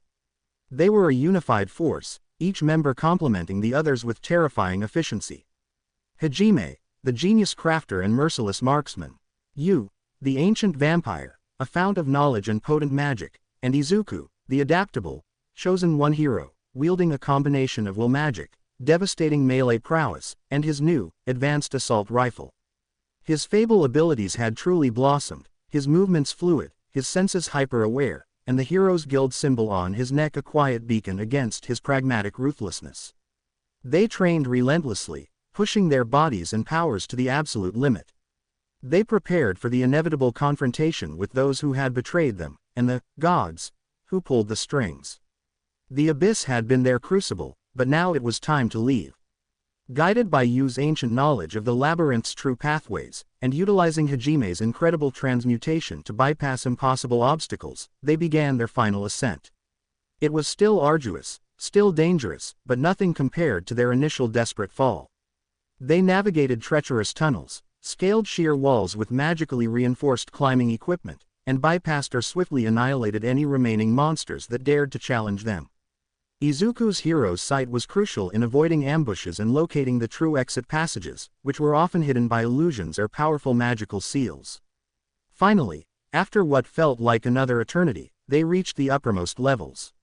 The air grew lighter, less heavy with the stench of decay. The eerie silence of the deep abyss gave way to faint, almost forgotten sounds, the rustle of leaves, the distant call of an unknown bird, the gentle rush of wind. Then, they found it. A crack in the ceiling, hidden by a cleverly disguised magical barrier.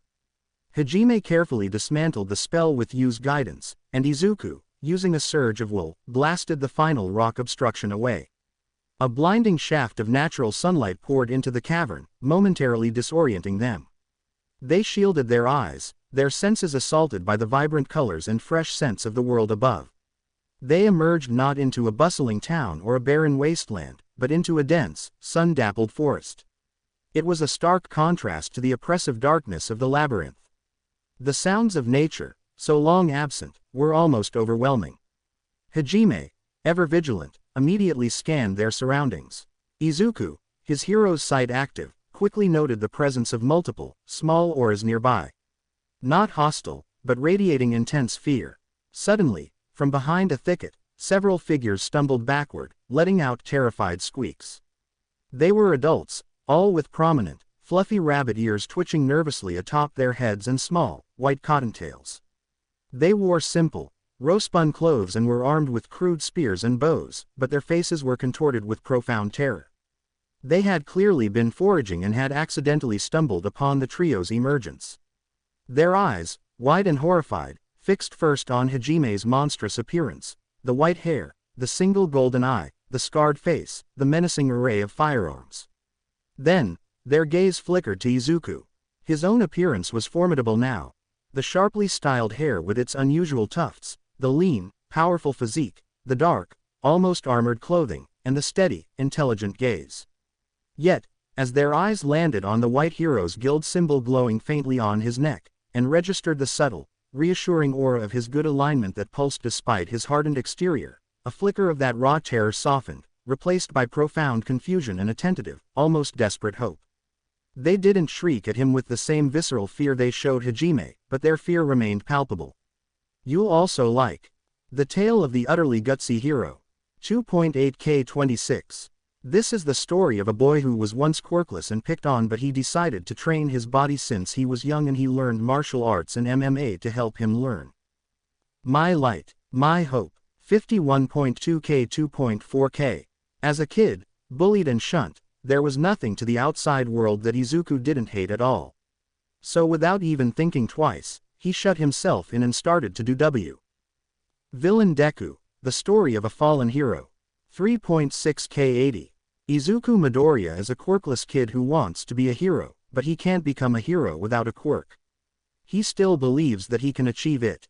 Until his favorite hero. How You Became a Hero 2, MHA Midoriya Izuku. 259K 7.6K. Welcome to Book 2 of How You Became a Hero. Read on as you continue to get stronger alongside Izuku and your friends. New friends and enemies will be introduced. Their Green Spark. The Rebirth of the Greatest Her. 3.5K 138. And he gave his life to save the world. Now he has to save it all over again from the very beginning. And in the ashes of the final war, Izuku Midoriya Hero, symbol. The Fallen Hero completed. 774K 18.6K. Why was he stupid enough to let his guard down? He should have known he would be betrayed by his so-called friends. Just because he had the tendency to write "Please, don't hurt us," one of them cried, a male with large, trembling ears, stepping forward, barely able to stand steady. The rabbit-eared people, the Howlia tribe, quickly revealed their plight. They were weak, hunted by monsters and other demi-humans, constantly on the run, their numbers dwindling. They begged for protection, for aid, for salvation, but their pleas were laced with a deep-seated cowardice and a defeatist mentality. They were like broken tools, unable to help themselves. Hajime's monstrous visage twisted into a sneer. Worthless, he spat, his voice cold, devoid of compassion. He looked at their trembling forms, their desperate, pleading faces. You're weak. You don't try to help yourselves. You just hide and beg. You're nothing but a bunch of worthless rabbits. Izuku watched, a familiar conflict brewing within him. His hero's sight showed the Howlia's deep fear, their suffering, their profound sense of powerlessness. His alignment, carefully nurtured through the abyss, still leaned towards good, urging him to help. But he also saw Hajime's point. Their passivity, their helplessness, it chafed against the hard-won strength they had forged in the abyss. Heroes didn't just give handouts, they inspired strength, or at least provided the means for self-reliance. He stepped forward, his dark, armored clothes rustling.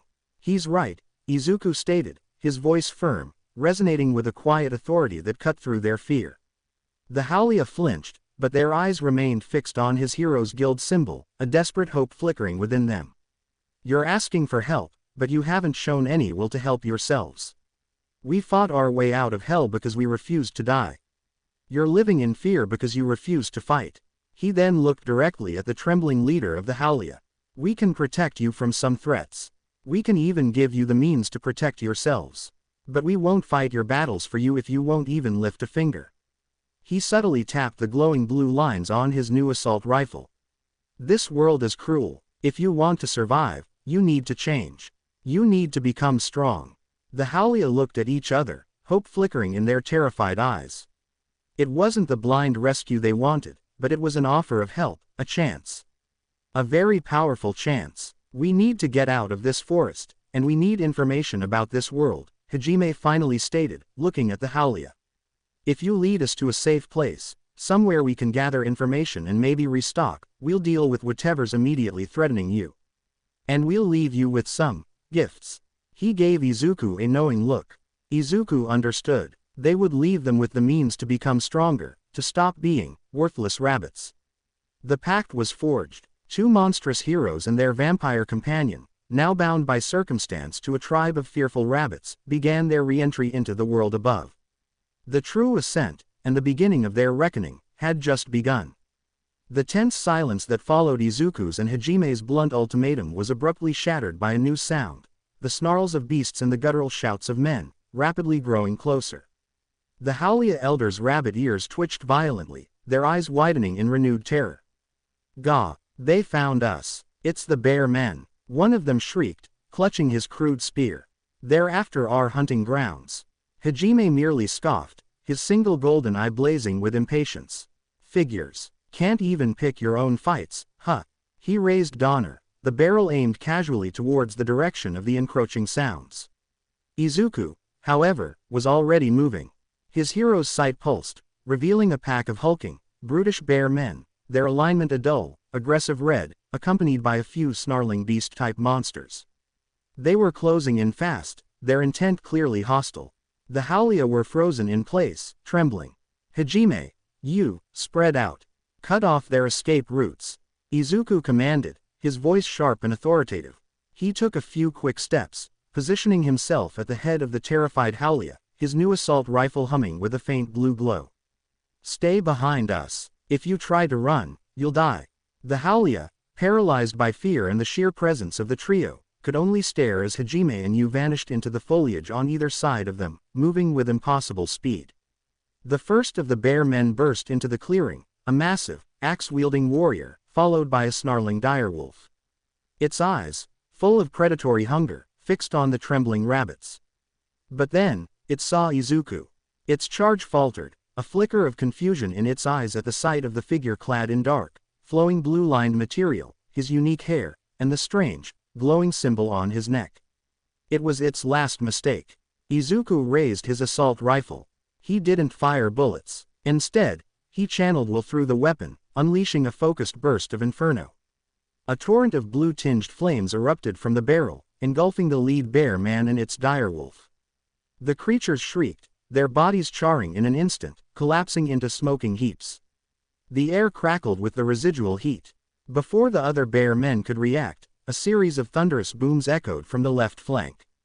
Hajime, a terrifying silhouette amidst the trees, was mercilessly cutting down any who dared to advance, his twin revolvers spitting explosions of transmuted ammunition. On the right, Yu emerged like a phantom, her golden eyes blazing, unleashing streams of concentrated arcane lightning that struck down multiple foes with chilling precision, their bodies spasming before falling silent. The battle was a massacre, a terrifyingly efficient display of power. The bear men, accustomed to preying on the weak, found themselves utterly outmatched. They tried to retreat, but Hajime and Yu had indeed cut off their escape. Izuku moved forward, a blur of dark blue and green, his rifle cycling between blasts of force push that sent enemies flying, and focused inferno that incinerated those who tried to escape. He used his upgraded sword for close quarters, every strike imbued with bladesman's fury, cutting through armor and flesh like butter. His every movement was lethal, precise, and utterly ruthless. The good alignment aura emanating from him seemed to clash strangely with the raw, brutal efficiency of his combat. In mere minutes, it was over. The clearing was littered with the charred, blasted, and bullet-ridden corpses of the bear men and their monstrous allies. Not a single enemy remained. The Howlia tribe stood frozen, their fear now mixed with a profound, almost religious awe. They had never seen such power. These two, the white-haired demon and the strangely marked hero, were not merely strong, they were forces of nature, deities of destruction. Myu, the little girl from the previous scene, if she had been present, would have been utterly mesmerized or terrified. Hajime holstered his guns, a thin plume of smoke curling from their barrels. "See, not so hard when you actually fight back." Izuku, his expression grim, stepped back from the carnage. "They won't bother you again for a while," he stated, looking at the stunned Howlia. "Now, lead us to your village. We need to rest, and we need information." The Howlia leader, his knees still trembling, gulped. "Why yes. This way, sirs. Thank you, mighty ones." He bowed repeatedly, the rest of his tribe echoing his gratitude, their fear now mingled with a desperate hope. They followed the Howlia through a labyrinthine series of hidden trails, deeper into the forest, until they reached a cleverly concealed settlement. It was rudimentary, a collection of burrows and lean-tos, well camouflaged but lacking in basic comforts or defenses. The tribe's living conditions were stark, reflecting their constant fear and nomadic existence. As they settled into a small, makeshift shelter, Izuku's hero's sight took in the full scope of the Howlia's despair. Their collective alignment was a muted, fearful gray, flickering between fleeting hope and profound resignation. They were victims, not just of outside threats, but of their own ingrained cowardice. "This is their home," Hajime deadpanned, surveying the meager village. "Looks like a glorified hiding spot. No wonder they're always getting pushed around." He crossed his arms, leaning back against a rough-hewn wall. "All right, rabbit men, talk. What else is out here? What's going on in this world?" You, ever observant, quickly picked up on the subtle cues the Howlia gave. They are hesitant. Their fear runs deep. They believe strength is born, not made. Izuku stepped forward. "We told you," he said, his voice firm, "we'll help you, but you have to help yourselves. We won't tolerate cowardice. This is your chance. We will not be here forever." He looked at the trembling Howlia leader. "You want to survive. You want to protect your families. Then you will learn how to fight." He then looked at Hajime. "They need to be taught. Not just given weapons, but given the will to use them. And they need to know how to use them. We can do that." Hajime's single golden eye glinted. A slow, predatory smile spread across his face. "Oh, I know exactly how to do that, Midoriya. It might not be pretty, but it'll be effective. After all, if a worthless synergist and a quirkless kid can turn into monsters, then even rabbits can learn to bite." The Howlia shuddered at Hajime's words, but a tiny spark of something new ignited in their fearful eyes. The next phase of their journey, transforming a tribe of worthless rabbits into something capable of standing on their own, had begun. It wouldn't be easy, and it certainly wouldn't be gentle. The training began, and it was anything but gentle. Hajime, true to his word, showed no quarter. He had no patience for their ingrained fear or their self-pity. For him, the abyss had been a constant, unforgiving teacher, and he saw no reason to soften its lessons for others. "You want to live." Hajime's voice, cold and sharp, echoed through the forest clearing where they began their training. "Then you adapt. You fight. You don't just stand there and tremble like the worthless rabbits you are." His methods were shocking. He'd throw unarmed Howlia into small, controlled areas with low-level monsters, forcing them to learn to evade and then, critically, to grab and use the transmuted knives and blunt weapons Hajime had scattered around. He pushed them to their physical limits, running them until they collapsed, then forcing them to stand again. He mocked their fear, ridiculed their weakness, and consistently reminded them that if they didn't fight, they would die. Izuku, despite his good alignment which pulsed subtly beneath his hardened exterior, did not intervene to soften Hajime's approach. He had lived through the abyss, had faced the agonizing choices Hajime had, and understood that true survival demanded a brutal pragmatism. He recognized that the Howlia's deep-seated fear needed to be burned out, not coddled. However, Izuku's contribution was different, more focused. He used his hero's sight to identify the Howlia's individual aptitudes and weaknesses. He saw those with untapped agility, those with surprising natural strength, and those who possessed a latent courage buried beneath layers of terror.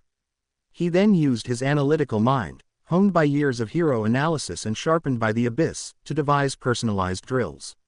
"You, with the long legs," Izuku would bark, pointing to a particularly nimble Howlia. "Focus on evasion and striking from a distance. Use the environment. You're fast. Use it to your advantage, don't just run." Or, "You there, with the heavy build. Stop trying to be quick. Brace. Absorb the hit, then counter." He taught them rudimentary tactics, how to form defensive lines, how to use their numbers, and how to exploit monster weaknesses that his hero's sight instantly perceived. He demonstrated moves with his own transformed body, showing them the brutal efficiency of his strength and skill, and how to harness their own body's potential. While Hajime provided the blunt force and the will to survive, Izuku provided the direction, the strategy, and the subtle push to maximize their innate abilities. You, meanwhile, observed with an ancient wisdom. She would occasionally offer a cryptic piece of advice, a forgotten technique from her own long life, or use her magic to create temporary barriers that, when they failed, forced the Howlia to react quickly. She also helped Hajime with the more intricate details of crafting the durable, surprisingly sharp weapons that the Howlia were forced to use. Transmuted bows that fired rock-hard arrows, spears that could pierce tough hides, and surprisingly sturdy shields. The Howlia resisted at first. They cried, they whimpered, they tried to run. But Hajime's ruthlessness and Izuku's unwavering demands left them no choice. Failure meant death. Survival meant obeying the monstrous duo. And slowly, painfully, something began to change. Days turned into weeks. The fear in the Howlia's eyes began to be replaced by a spark of determination, then a flicker of pride. They learned to run without collapsing. They learned to parry, to thrust, to shoot with surprising accuracy. They learned to coordinate, to trust the transmuted weapons in their hands, and, most importantly, to trust that if they did fight, they might just survive. During one of their foraging excursions for new monster materials, a brief break from the intense drills, Izuku stumbled upon a vein of rock unlike any he had encountered before. His hero's sight registered it not as stone or common ore, but as a dense, almost impossibly pure essence, humming with a unique, silent energy. It wasn't magic, not precisely, but something intrinsically harder, more resilient, than anything Hajime had transmuted thus far. He chipped off a small sample, feeling its unusual weight and coldness. Later, back in the village, Izuku presented the sample to Hajime. Hajime, take a look at this. I found it in the northern caves. My senses tell me it's different. Stronger than anything we've worked with. Hajime took the sample, his single golden eye narrowing as he ran his fingers over its surface.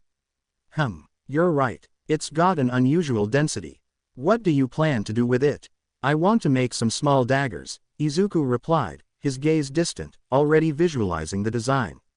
Something precise, utterly reliable, and small enough for quick, silent work. My current sword is good, but for certain situations, I need something more. He looked at the Howlia leader, who was listening intently nearby. Do you have any kind of forge in this village? Even a crude one? The Howlia leader, surprised by the request, nodded. A crude one, mighty one. We use it for repairing tools. But, for that, he gestured at the unnaturally dense rock. Hajime smirked. Perfect. I'll need to figure out how to work with this stuff, but it's a good challenge. You're always thinking ahead, Midoriya. Hajime still called them worthless rabbits, but the tone had shifted, becoming almost a perverse term of endearment. Izuku, watching their progress, saw their alignment auras slowly shifting from dull gray to a faint, resilient orange, a testament to their budding courage and self-reliance. One day, during a drill where a truly dangerous monster, one they had once fled from, was released, the Howlia didn't scatter. They formed a defensive perimeter. They used their new weapons. They fought, not perfectly, but with a newfound ferocity. They even killed it. Hajime merely grunted in approval. Took you long enough, you bunch of idiots. But I guess you're not entirely worthless after all. Izuku, however, allowed himself a small, rare smile. His hero's guild symbol seemed to glow a little brighter. This was a different kind of heroism, forged in the crucible of the abyss. Not saving people, but empowering them to save themselves. And it was just as satisfying. The Howlia's transformation was undeniable. They still had a long way to go, but the trembling fear had been replaced by a nascent courage, their helplessness by a budding self-reliance. They could now hunt, defend their village, and even organize rudimentary patrols. Izuku and Hajime had given them the tools and the will to survive in a harsh world. They'll be fine now, Hajime stated, watching a group of Howlia skillfully set up a defensive perimeter during their final assessment.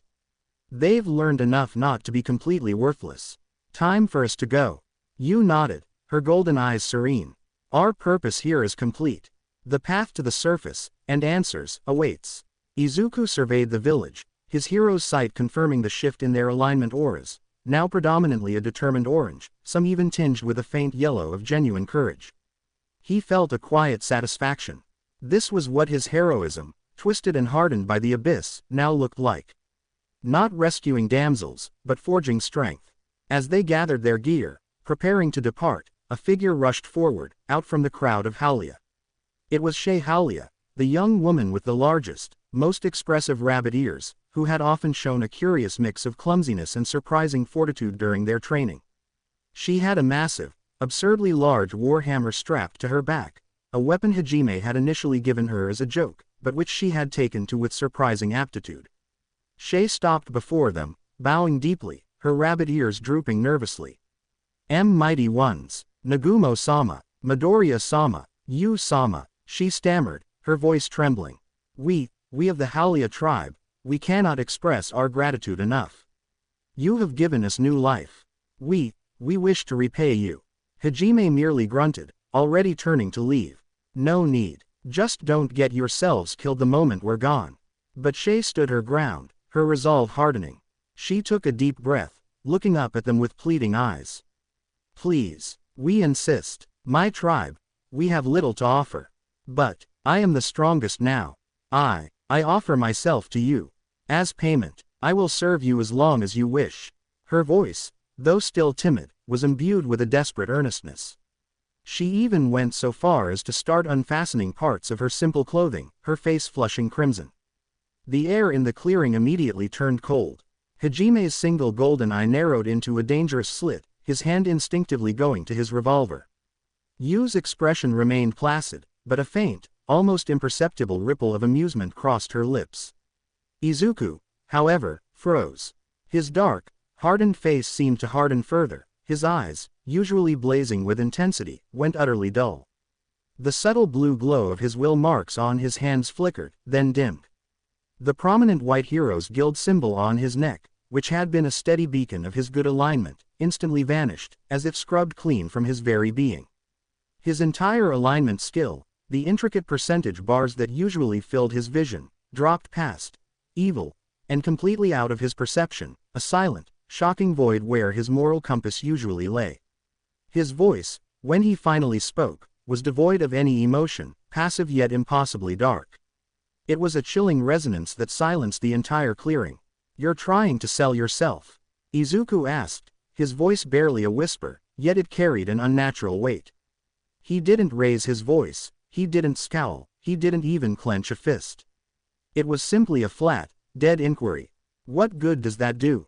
You've no need to pay us. Just survive. The words hung in the air, a profound chill seeping into the hearts of every Howlia present. It wasn't anger, it was something far more terrifying, a complete detachment, a chilling void of understanding for such an act. Utterly stunned, froze, her hands still fumbling with her clothes, tears welling in her eyes at his utterly merciless, emotionless rejection. It was worse than any rage. Hajime, observing Izuku's sudden and extreme reaction, felt a rare jolt of surprise. Even he hadn't seen that level of chilling emotional blankness from Izuku before. Yu, however, gave Izuku a strangely assessing look, as if seeing a new, unforeseen facet of his transformed self. Without another word, Izuku turned, his silhouette stark against the forest light, and began to walk away, his previous purpose clear and his gaze fixed on the path ahead. Hajime and Yu exchanged a glance, then followed, leaving the stunned Howlia tribe and a mortified in their wake. The silence after Izuku's chilling words was absolute, broken only by the rustle of leaves as he, Hajime, and Yu continued their departure. Stood frozen, her eyes wide with shock and humiliation, tears streaming down her face. The other Howlia stared after the retreating figures, a profound understanding of their terrifying power, and their equally terrifying indifference, settling over them. As they put some distance between themselves and the village, the oppressive void that had momentarily consumed Izuku's perception began to recede. His eyes, which had been dull and lifeless, slowly regained their intense green glow. The subtle blue light returned to his will marks, pulsing steadily on his hands, and with a soft shimmer, the White Hero's Guild symbol reappeared on his neck, once more a clear beacon of his good alignment. The percentage bars of his alignment skill flickered back into his vision, showing a stable, healthy position on the good side of the spectrum. He took a deep, shuddering breath, the abrupt shift leaving him feeling disoriented, as if waking from a brief, unsettling dream. He hadn't truly lost control, but rather, his fable abilities had reacted to an extreme internal conflict, temporarily shunting his emotional and moral processing into a detached, almost analytical state. "Midoriya, you all right?" Hajime's voice cut through the lingering strangeness. He hadn't been far ahead, having paused to observe Izuku's return to normalcy. His single golden eye was fixed on Izuku, a flicker of something akin to concern in its depths. Izuku blinked, shaking his head slightly. "Yeah, just something about that. It just clicked something off." He looked back towards the distant village, a frown creasing his brow. The sight of Shay's desperate offer still lingered, raw and unpalatable. Selling oneself, the ultimate surrender of will. No true hero, no true survivor, would ever allow themselves to be reduced to that. Before they could discuss it further, a frantic scrambling sound erupted behind them. They turned to see Shay, her massive war hammer bouncing against her back, running clumsily yet determinedly to catch up.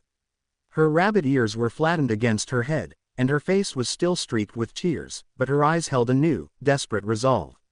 "Wait, please, wait," Shay cried, skidding to a halt before them, panting.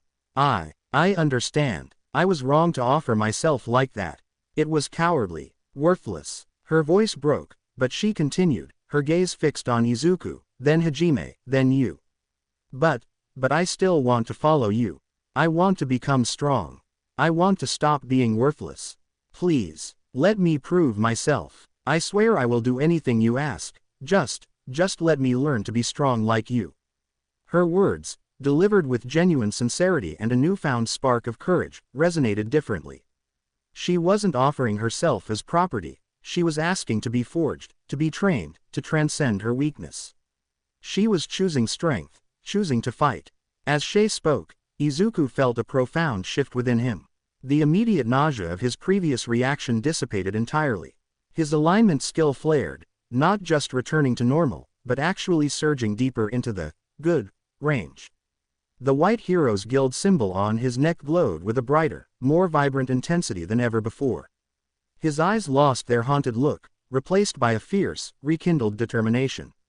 He looked at Hajime, a silent question passing between them. Hajime, after a long moment of contemplation, let out a weary sigh. He probably wanted to say no, to avoid the hassle, but even he could sense the profound change in Shay's resolve, and the almost palpable effect it was having on Izuku's unique sensibilities. You, seeing the silent exchange, offered a rare, knowing smile. She has spirit, and a peculiar aptitude for that hammer. She might be useful. Hajime grunted. Fine, he conceded, his voice grudging. But you follow our orders. No complaining, no trying to be worthless. You fall behind, we leave you. Understand, rabbit? Shay's eyes widened, a radiant hope blossoming on her face. Yes, Nagumo-sama, I understand. Thank you. She practically bounced with excitement, her fears momentarily forgotten in her elation.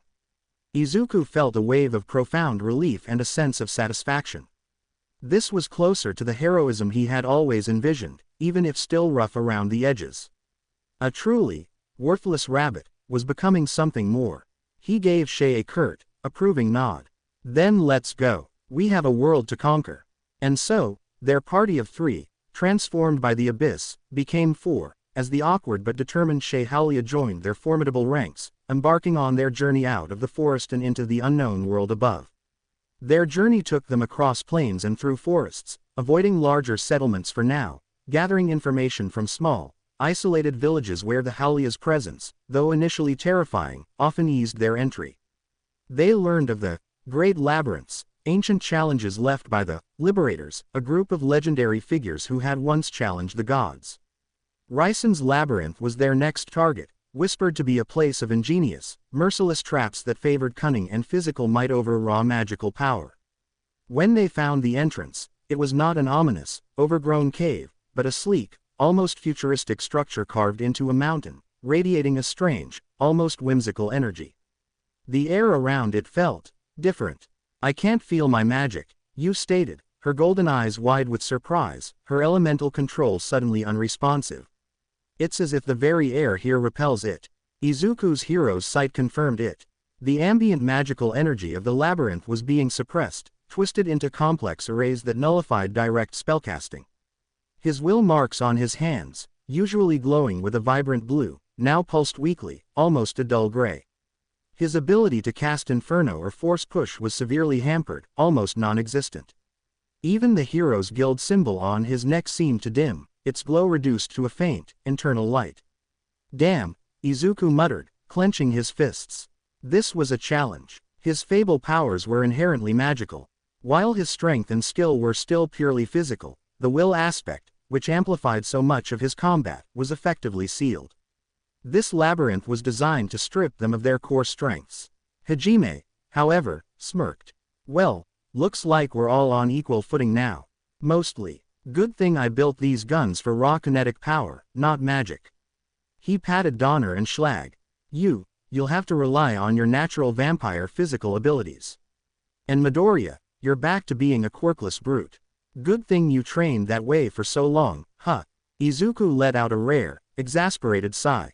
Yeah, lucky me. But a spark of challenge ignited in his eyes. This was a test of his strength and skill alone, his raw, unamplified power. He still had his rifle, but it would have to function purely as a kinetic weapon, firing transmuted projectiles, rather than an amplifier for his will spells. Shay, surprisingly, seemed undaunted. Her massive hammer, Grandragni, felt heavier now without the magical suppression, but it was still a formidable chunk of metal. I can hit things, she declared, her rabbit ears perked up. I'll smash them. Good, Hajime grunted, because this place is supposedly full of sadistic traps. Ryson's labyrinth lived up to its reputation. It was a dizzying maze of shifting corridors, pressure plates, and mechanical horrors. Buzzsaws whirred from walls, guillotines dropped from ceilings, and crossbows fired in rapid succession from hidden alcoves. They were constantly mocked by disembodied voices, taunting their mistakes and praising their ingenuity in equal measure. The magic suppression was absolute. You found her spells fizzling out, forcing her to rely on her incredible vampiric speed and agility to evade traps. Izuku's will marks remained dull, but his hero's sight still functioned, allowing him to perceive the mechanical workings of traps, the stress points in structures, and the weak links in enemy formations. This was critical for their survival, enabling him to warn the others, guide their movements, and identify solutions where magic was useless. His physical strength and skill were pushed to their absolute limits, his movements becoming a blur of raw athleticism as he dodged, parried with his sword, or used his rifle purely as a blunt weapon when ammunition was too precious. This labyrinth, however, belonged to Shay. When the first wave of golem knights attacked, hulking, mindless automatons impervious to Hajime's standard rounds and Izuku's physical attacks, Shay stepped forward. Her hammer, Grandragni, became a blur of devastating power. She swung it with surprising grace and terrifying force, shattering the golem's stone armor, creating openings for Hajime to fire specialized armor-piercing rounds into their cores. The traps, designed to maim and crush, often found Shay as their primary target. Buzzsaws that would have sliced Hajime or Izuku in half merely scraped against her enhanced durability, leaving shallow gouges on her skin. Guillotines that would have decapitated them bounced off her skull with a sickening clank, only leaving her momentarily dazed. She would often step in front of them, absorbing blows, tanking hits with her hammer or her own body, then counter with a roar, clearing the path with sheer, brute force. My turn, Shay would declare, launching herself at a seemingly impassable rockfall, smashing it to rubble with a single swing. My hammer can handle it, she'd shout as a swarm of smaller, agile golem drones descended, only for her to spin Grandragni into a whirlwind, batting them out of the air like flies. Izuku watched her with a mixture of awe and grim satisfaction. His good alignment pulsed subtly as he saw her transformation. She wasn't just following orders anymore, she was owning the battlefield. His hero's sight confirmed her sheer physical prowess. Her strength and durability stats were skyrocketing with every challenge she overcame. She was becoming a true frontline tank, a living shield. Hajime, ever the pragmatist, found himself relying on her more and more. Shay, tank that volley, or, Shay, clear the path. His initial disdain was slowly replaced by a grudging respect, then a genuine recognition of her worth. The labyrinth culminated in a vast, open chamber, filled with intricate gears and glowing, anti-magic runes. At its center, floating eerily above the ground, was a massive, gravity-defying golem, piloted by a small, flamboyant figure inside, Ryson, the eccentric liberator himself, a mad genius who spoke in riddles and laughed with glee at their struggles. "Welcome, challengers," Ryson's amplified voice boomed from the golem. "Let us see if your muscles are as impressive as your tenacity." The battle was a masterclass in non-magical teamwork.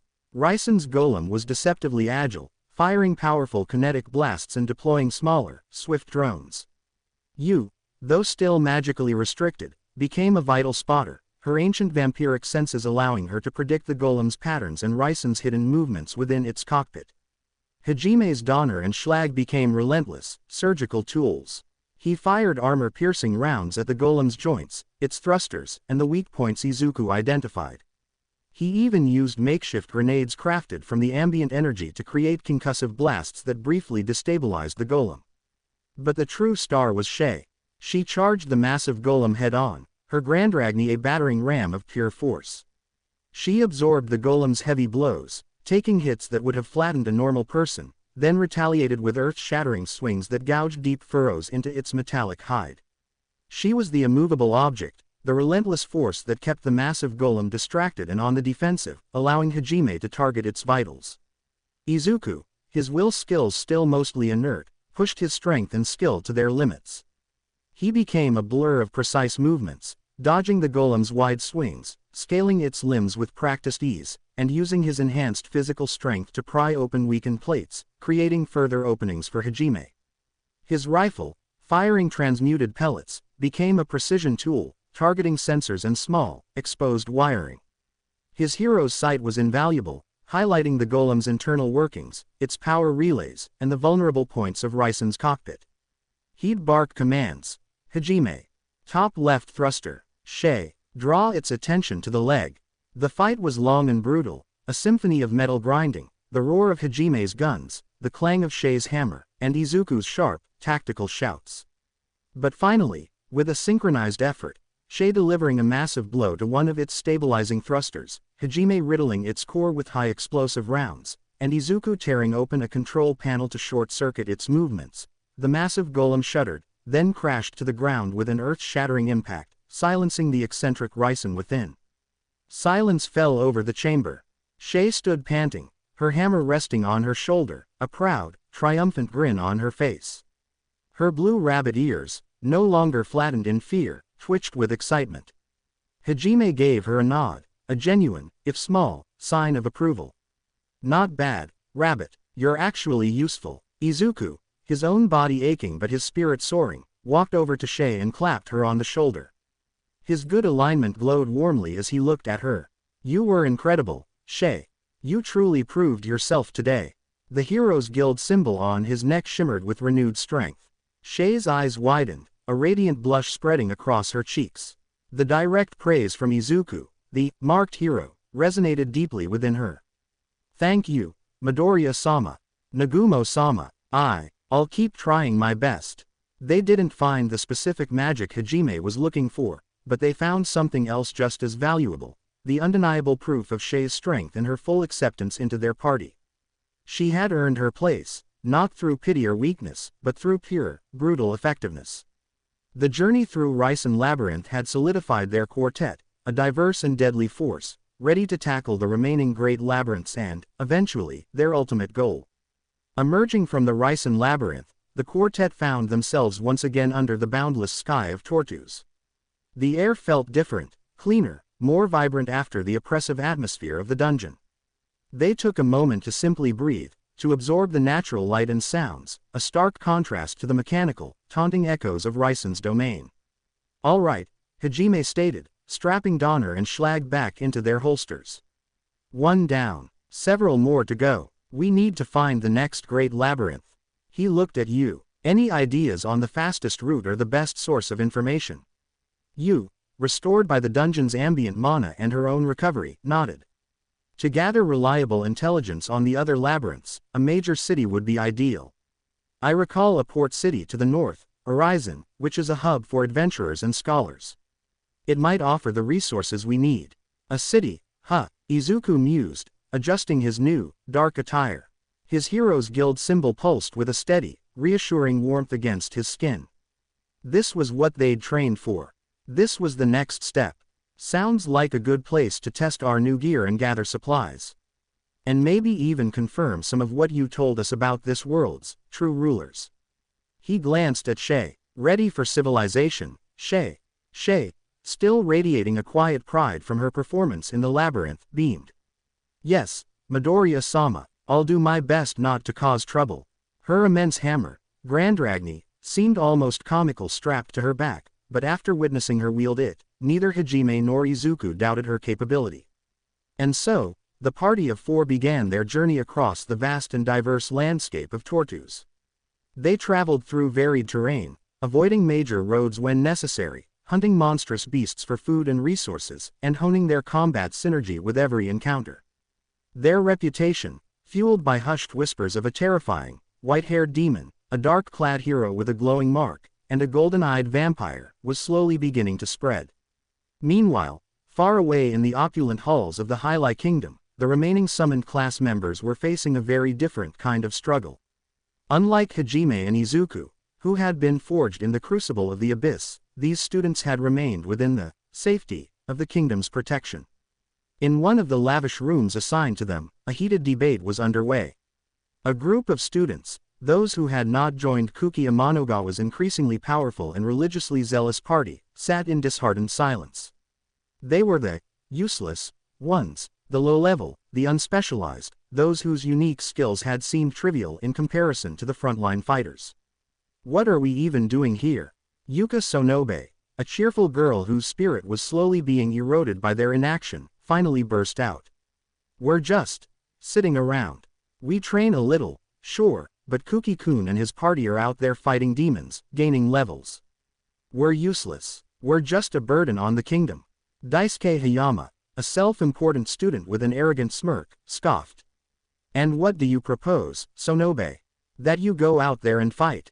You'd be Demon Chow in 5 minutes. We're here for our safety, given our less optimal skill sets. He emphasized, less optimal, with a sneer, particularly at the magic users or support classes. Ryutaro Sakaguchi, a large, well-meaning but somewhat dense student, frowned. But Hayama's right in a way. We are falling behind. What if they decide we're not worth protecting anymore? The unspoken fear hung heavy in the air, that they would be discarded, just as Hajime had been, or worse, used as sacrifices. News of Hajime's death in the labyrinth had been announced with somber faces and vague apologies, quickly brushed aside. Izuku's disappearance had been met with less fanfare, chalked up to a misadventure, or a lapse in judgment, from the problem child, quickly forgotten amidst the grander pronouncements of Kuki's heroic deeds. No one seemed to mourn, or even notice, their absence. Aiko Hatayama, their former homeroom teacher, now burdened with the difficult farmer job class, entered the room. Her face was etched with worry, seeing the despair in her students' eyes. She was constantly trying to find ways to contribute, often heading out to the fields to help with food production, a task largely ignored by the more heroic students. Yuka looked at Aiko, a sudden resolve hardening her features. Sensei, she declared, standing up. I've made up my mind. I'm not staying here to be useless anymore. I'm going to join you. I'm going to help with the farming, with anything. I'll make myself useful. Aiko's eyes widened, a flicker of surprise and gratitude in them. Yuka-chan, are you sure? It's not glamorous work, and it can be dangerous even outside the front lines. I'm sure, Yuka affirmed, her voice gaining strength. I'd rather contribute, no matter how small, than just wait around. At least I'll be doing something. Seeing Yuka's determination, the rest of the unassigned classmates exchanged glances. The seed of her resolve began to sprout in their own hearts. Their lives in the kingdom felt hollow, pointless. They too craved purpose, however mundane. I'll go too, Yuka. One student offered. Me too, I can help with supplies. Another chimed in. One by one, the others began to voice their willingness, their own silent protests against their perceived uselessness. They would accompany Yuka. They would join Aiko. They would carve out their own purpose, even if it wasn't on the battlefield. As Izuku, Hajime, Yu, and Shay ventured deeper into Tortus, completely unaware of the growing despair and the quiet rebellion brewing within the Hylian Kingdom, the stage was being set for a collision of fates and a reckoning for those who had so carelessly played with others' lives. Their journey from the Ryson labyrinth led the quartet to a bustling town known as a gateway to the monster-infested mountains. The transition from the isolated depths of the abyss and the wild forests to a vibrant settlement was jarring, particularly for Hajime, who still preferred the solitude of the wilderness, and Izuku, who found the sheer density of human auras overwhelming after months of isolation. Yu, ever serene, moved through the crowds with an almost ethereal grace, while Shay, her rabbit ears twitching at every new sound and sight, gawked at everything with childlike wonder. Upon arriving, Hajime, with Izuku's reluctant agreement, decided to visit the local adventurers' guild. It was the most efficient way to gather information and replenish supplies. The guild master, a burly, experienced man, immediately recognized the latent power radiating from the group, especially the palpable aura of raw strength from Izuku and the chilling pragmatism from Hajime. "We have a pressing matter, adventurers," the guild master explained, his gaze lingering on Hajime's single golden eye and Izuku's unique, marked appearance. "Several parties have gone missing in the mountains to the north, including the son of a prominent noble, Lord Meld. There's a substantial reward for their rescue or, failing that, recovery of their remains." Hajime exchanged a look with Izuku. It was an opportunity. The mountains were a direct route to their next potential labyrinth, and the missing adventurers meant a chance to gather intelligence and test their combined might against the surface world's threats. "We'll take it," Hajime stated, his voice flat. Their investigation led them to a nearby farming village, nestled at the foot of the mountains. It was a humble place, and Izuku's hero's sight immediately registered the presence of numerous human auras, some radiating familiar patterns. A sense of unease settled over him. Unbeknownst to them, this very village was a temporary base for Aiko Hatayama and several of their former classmates. Aiko, frustrated by their idleness in the capital, had indeed taken her students to help with food production, believing it to be a tangible way to contribute. Among them were Yuka Sonobe, Ryutaro Sakaguchi, and others who had chosen to follow her. However, one, Koki Shimizu, had recently gone missing during a supply run, causing Aiko immense distress. As Hajime, Izuku, Yu, and Shay approached the village, Hajime's usual caution was momentarily bypassed by their eagerness to find clues. They were discussing their strategy when Shay, spotting a patch of particularly vibrant mountain herbs, bounded ahead, her large hammer thudding against her back. "Nagumo-sama, look at these herbs," she called out, her voice clear and distinct, echoing across the quiet village fields. The name, Nagumo-sama, carried on the breeze, hit the ears of their former classmates who were working in the fields. Heads snapped up, disbelief, then a dawning terror, crossed their faces as they saw Hajime's unmistakable white hair and single golden eye. Then they saw Izuku, his dark, armored clothes stark against the green fields, his unique hair, and the faint, yet clear, Heroes Guild symbol on his neck. Before Hajime could react, Aiko, her face streaked with dirt and tears, rushed forward, her farmer tool clutched in her hand. Her face was a mixture of profound relief and raw, burning anger. "Hajime-kun, Izuku-kun," Aiko's voice trembled, raw with emotion. "Where have you been? Do you know how worried I was? How could you just disappear like that?" Tears streamed down her face as she tried to reach out to them. Hajime merely stared at her, his golden eye cold and unyielding. He did not flinch, did not soften. "Move," he said, his voice flat, devoid of warmth. "We're busy." Izuku, his own alignment flaring briefly at Aiko's obvious distress, still kept his face hard. He remained silent, allowing Hajime to take the lead in this confrontation. He knew Aiko's intentions were good, but her emotional outburst, so characteristic of their past lives, felt alien to him now. He saw the shock, the fear, and the lingering sense of betrayal in his classmates' auras.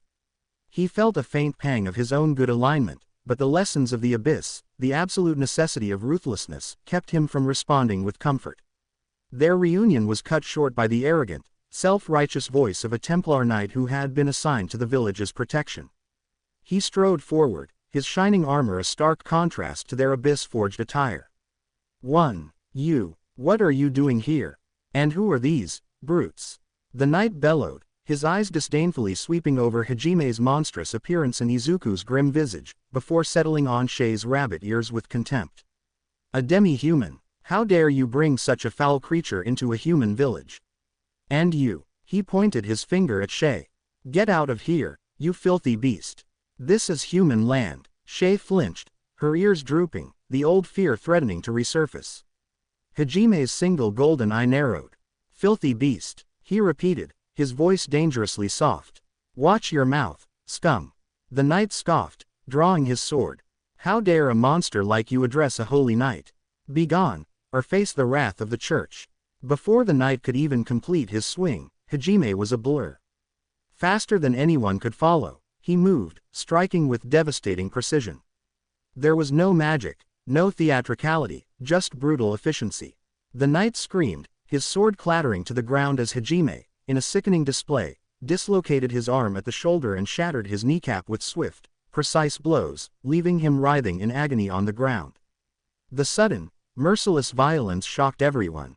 The Howlia members, even the recently toughened ones, gasped. The classmates, who had known Hajime as a timid synergist, and Izuku as a kind but often bullied boy, stared in horrified silence. They saw the cold, merciless efficiency, the utter lack of hesitation. They were no longer the boys they knew. These were monsters, hardened by something unimaginable. Aiko, however, despite her shock and fear, stood firm. Her eyes, filled with fresh tears, burned with a fierce resolve. Hajime-kun, Izuku-kun, what happened to you? This isn't who you are. She stared at Hajime's chilling apathy, and Izuku's grim, unreadable expression. I swear, she whispered, her voice cracking, I will find a way to bring you both back. To bring back the kind boys you used to be. Hajime merely grunted, turning his back on the screaming knight and his horrified former classmates. Let's go. We have a noble's son to find. Later that night, as the village slept, a lone figure approached Aiko's makeshift lodging. It was Hajime. He found Aiko awake, tending to the injured Templar knight, her face etched with a mixture of grief and fierce determination. Sensei. Hajime's voice was devoid of emotion. Aiko flinched, then looked up, her eyes narrowing. What do you want, Hajime-kun? Come to gloat. Hajime ignored her tone. I came to tell you the truth. Something you need to know. About this world, and about the gods you serve. He then recounted, in his characteristic blunt manner, the story of the liberators, as told to him by you and confirmed by Oscar Orcus's remnants. He explained that centuries ago, several humans had discovered the horrific truth. The benevolent god Ihit was a monstrous manipulator, merely controlling the war against the demons for his own amusement, treating mortals as pawns in his cruel game. These humans had become the liberators, dedicating their lives to freeing all mortals from Ihit's tyranny. But Ihit, through his faithful followers and the Holy Church, branded them heretics, Hajime continued, his voice cold. He renamed them Mavericks, twisting their noble intentions into evil. The remaining liberators, knowing they couldn't defeat him in their time, built the great labyrinths. They sealed their powerful ancient magics within them, hoping someone capable of defeating Ihit would one day come along and claim their powers. Aiko listened in stunned silence, her face growing paler with every word. The pillars of her faith, her entire understanding of this world, shattered around her. That's impossible. The church, the holy word. It's a lie, sensei. All of it. Ihit is the real enemy, Hajime stated. He then paused, his golden eye fixing on Aiko with an unnerving intensity. And there's one more thing you need to know, sensei. One of our classmates tried to murder me in the abyss. Aiko gasped, her hands flying to her mouth. What? Who? Hajime offered no name, no further detail. He simply let the chilling implication hang in the air. Just so you know who your real enemies are. Not the demons. Not us. The ones among you. With that bombshell dropped, Hajime turned and vanished into the night, leaving a devastated Aiko to grapple with a world turned upside down. The next morning, the sun rose on a quiet, tense village. Aiko, though visibly shaken, had clearly made a decision. She approached Hajime, Izuku, Yu, and Shay as they prepared to head into the mountains. Her face was grim, but resolute. We're coming with you, Aiko declared, her voice firm. Behind her stood Yuka, Ryutaro, and several other classmates, their faces a mixture of fear and newfound determination. Hajime scoffed. "You'll just be dead weight. We don't need liabilities. I have more questions about the Liberators, Hajime-kun," Aiko stated, looking directly into his cold eye. "And we will find Shimizu-kun. We are not useless. We will help." Her gaze then shifted to Izuku, a silent plea in her eyes for him to support her. Izuku, his alignment pulsing steadily good, understood her need for answers and her determination to find Shimizu. It resonated with his own core desire to understand the great evil and to face injustice. He gave Hajime a subtle, almost imperceptible nod, a silent acknowledgement that this, for now, was part of their path. Hajime sighed, running a hand through his white hair. He clearly found their stubbornness annoying, but also perhaps, in a strange way, admirable. "Fine," he grunted, "but if you slow us down, or get in the way, you're on your own." No complaints. And so, their already unconventional party gained a new, far more reluctant, and vulnerable retinue. The search for the missing adventurers, and the truth, would now involve a dangerous mix of hardened survivors and naive, but determined, classmates.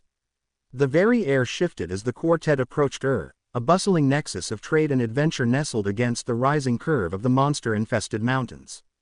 The tang of salt from a distant seaport mingled with the earthy scent of the surrounding plains, overlaid by the acrid aroma of wood smoke and the faint, coppery tang of freshly spilled monster blood from the adventurers' district. The oppressive silence of the deep abyss and the wild, untamed forest had been replaced by a cacophony of life. The rhythmic clang of a distant blacksmith's hammer, the rumble of heavily laden wagons on cobblestone, the boisterous shouts of street vendors, and the low hum of countless human voices. For Hajime, the sudden density of sensation was an assault, a suffocating closeness after months of stark solitude. His single golden eye, usually sharp and dissecting, seemed to narrow against the visual clutter of sun-drenched market stalls ablaze with vibrant dyes, the worn, sun-baked timber of buildings, and the endless stream of human faces. Izuku, too, felt the overwhelming presence of so many lives. His hero's sight, accustomed to painting isolated auras in the darkness, now struggled to differentiate a swirling tempest of human intent, the shimmering golds of curiosity, the muted greens of honest labor, the flickering grays of indifference, and the occasional, unsettling crimson of malice or desperation, all blending into a dizzying, vibrant hum against his perception. You, ever serene, moved through the surging currents of people with an almost ethereal grace, her presence a cool counterpoint to the raw energy of the city. Shay, however, was a child reborn. Her fluffy rabbit ears twitched and swiveled, catching every distant laugh, every barking dog, every murmur of conversation. Her wide, crimson eyes drank in the kaleidoscope of sights, the glittering wares of merchants, the strange clothing, the towering buildings that dwarfed even the tallest trees. Her massive war hammer, Grandragni, thumped rhythmically against her back, a comical counterpoint to her boundless wonder. Guild first, Hajime grunted, navigating the crowded, sun-baked streets with practiced indifference, his dark, armored form cutting a path through the throngs. The whispers followed them like shadows, murmurs of, demon, monstrous, that white hair, and, the one with the strange mark. Izuku, his own dark, blue-lined attire a stark contrast to the colorful town, felt the eyes on him, the mix of fear and strange, curious awe. The faint, steady warmth of his hero's guild symbol on his neck was his only constant in this overwhelming new environment. The adventurers' guild itself was a cavernous space, smelling of stale ale, sweat, and dried monster guts. The guild master, a man whose face was a roadmap of scars and experience, surveyed them with a keen, appraising gaze that lingered on Hajime's golden eye and Izuku's unique, marked appearance. "We have a pressing matter, adventurers," the guild master's voice was a gravelly rumble that cut through the low din of the hall. "Several parties have gone missing in the mountains to the north, including the son of a prominent noble, Lord Meld. The trail's gone cold. There's a substantial reward for their rescue or, failing that, recovery of their remains." Hajime exchanged a silent glance with Izuku. The mountains were a direct route to their next potential labyrinth. Missing adventurers meant intelligence, and a chance to truly test their combined might against the surface world's specific threats. "We'll take it," Hajime stated, his voice flat, resonating with a chilling finality that left no room for debate. Their investigation led them to a nearby farming village, a patchwork of vibrant green fields and simple, sun-baked timber houses nestled snugly against the foothills of the mountains. The air here was cleaner, carrying the sweet scent of blooming wildflowers mixed with the earthy smell of freshly turned soil and the faint, clean scent of grazing livestock. Izuku's hero's sight immediately registered a cluster of human auras in the fields, and a few of them were strikingly familiar. A jolt of unease, cold and sharp, pierced him. You'll also like The Tale of the Utterly Gutsy Hero. 2.8K26. This is the story of a boy who was once quirkless and picked on, but he decided to train his body since he was young, and he learned martial arts and MMA to help him learn. My light, my hope. 51.2K 2.4K. As a kid, bullied and shunned, there was nothing to the outside world that Izuku didn't hate at all. So without even thinking twice, he shut himself in and started to do Villain Deku, the story of a fallen hero. 3.6K80. Izuku Midoriya is a quirkless kid who wants to be a hero, but he can't become a hero without a quirk. He still believes that he can achieve it. Until his favorite hero. How You Became a Hero 2, MHA Midoriya Izuku. 259K 7.6K. Welcome to Book 2 of How You Became a Hero. Read on as you continue to get stronger alongside Izuku and your friends. New friends and enemies will be introduced. There Green Spark. The Rebirth of the Greatest Her. 3.5K 138. And quote. He gave his life to save the world. Now he has to save it all over again from the very beginning. And quote. In the ashes of the final war, Izuku Midoriya Hero, symbol. The Fallen Hero completed. 774K 18.6K. Why was he stupid enough to let his guard down? He should have known he would be betrayed by his so-called friends. Just because he had the tendency to write any. Unbeknownst to the quartet, this very village was a temporary base for Aiko Hatayama and several of their former classmates. Aiko, unwilling to let her students languish in the capital's idleness, had brought them here to contribute, to find purpose in manual labor. Among them, Izuku identified the steady, if somewhat anxious, aura of Yuka Sonobe, the large, earnest presence of Ryutaro Sakaguchi, and others whose shapes he recognized from their days in class. However, one, Koki Shimizu, was notably absent, his usual, arrogant aura nowhere to be found, a detail that settled like a lead weight in Izuku's gut. As Hajime, Izuku, Yu, and Shay approached the village, Hajime's usual cautious silence was momentarily broken by Shay's boundless energy. Her rabbit ears twitched, her nose lifted, catching the tantalizing scent of wild mountain herbs. Nagumo-sama, look at these herbs, she called out, her voice a bright, clear bell, carrying distinctly across the tranquil fields. The name, Nagumo-sama, resonated through the still air. Heads, bent over rows of young sprouts, snapped up. The figures in the field froze, their movements stiff. Disbelief, then a dawning, bone-chilling terror, contorted their faces as their eyes landed on Hajime's unmistakable white hair, his single, predatory golden eye, and the harsh, scarred contours of his face. Then, their gazes, wide and searching, flickered to Izuku.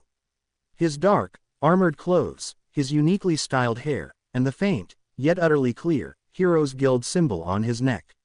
A collective gasp, barely audible, rippled through them. Before Hajime could react, before Izuku could even formulate a thought, a figure burst from among the startled classmates. It was Aiko, her simple farmer's tunic smudged with dirt, her face a mask of profound relief and raw, burning anger. A small, rusty farming tool was clutched in her hand, as if for comfort. Hajime-kun, Izuku-kun, Aiko's voice trembled, raw with emotion, a desperate, heart-wrenching sob catching in her throat. Where have you been? Do you know how worried I was? How could you just disappear like that? Tears, hot and fresh, traced clean paths through the grime on her cheeks as she stumbled forward, her hands outstretched, aching to touch them. Hajime merely stared, his golden eye cold and unyielding, like chipped ice.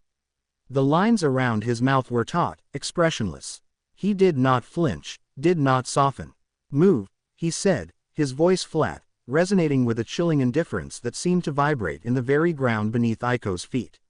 We're busy. Izuku, his own alignment flaring in a brief, agonizing flicker at Aiko's obvious, desperate distress, still kept his face hard. He remained silent, his jaw clenched, allowing Hajime to absorb the brunt of this confrontation. He could feel Aiko's love, her worry, her confusion, a vibrant, aching pain in her aura. But the lessons of the abyss, the absolute necessity of emotional detachment for survival, kept him from responding with comfort. He saw the shock, the stark fear, and the lingering sense of betrayal in his classmates' auras, a complex tapestry of bewildered emotions. The faint pang of his own good alignment was a dull ache, constantly at war with the absolute pragmatism forged in the darkness. Their fragile, agonizing reunion was brutally severed by the sharp, self-important voice of a Templar knight who had been assigned to the village. He strode forward, his polished plate armor gleaming painfully in the sunlight, reflecting the fields around them. The smell of sweat and polished metal preceded him. His face was a picture of arrogant disdain. "You, what are you doing here?" The knight bellowed, his voice accustomed to instant obedience. His eyes, cold and judgmental, swept over Hajime's monstrous appearance and Izuku's grim visage, then landed on Shei's innocent, rabbit-eared face with utter contempt. "And who are these brutes? A demi-human. How dare you bring such a foul creature into a human village? And you," he pointed a gauntleted finger, its tip sharp, at Shei's face. "Get out of here, you filthy beast. This is human land." Shei flinched violently, her ears flattening against her head, her body tensing as the old, ingrained fear, the terror of being scorned, threatened to resurface. The light in her eyes flickered, dimming. Hajime's single golden eye narrowed into a dangerous slit.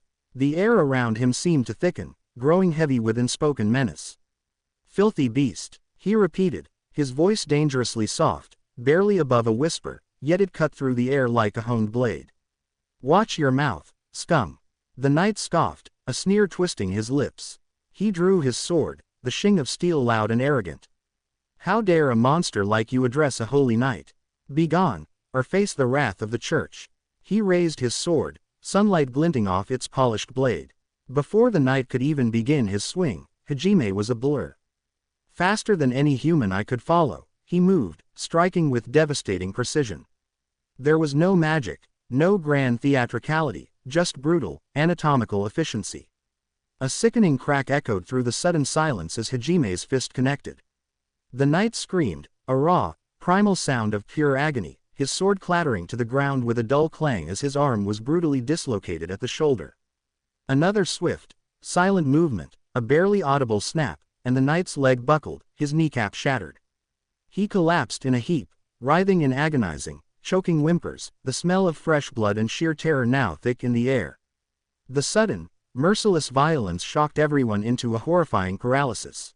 The Howlia members, even the recently toughened ones, gasped, their breath catching in their throats.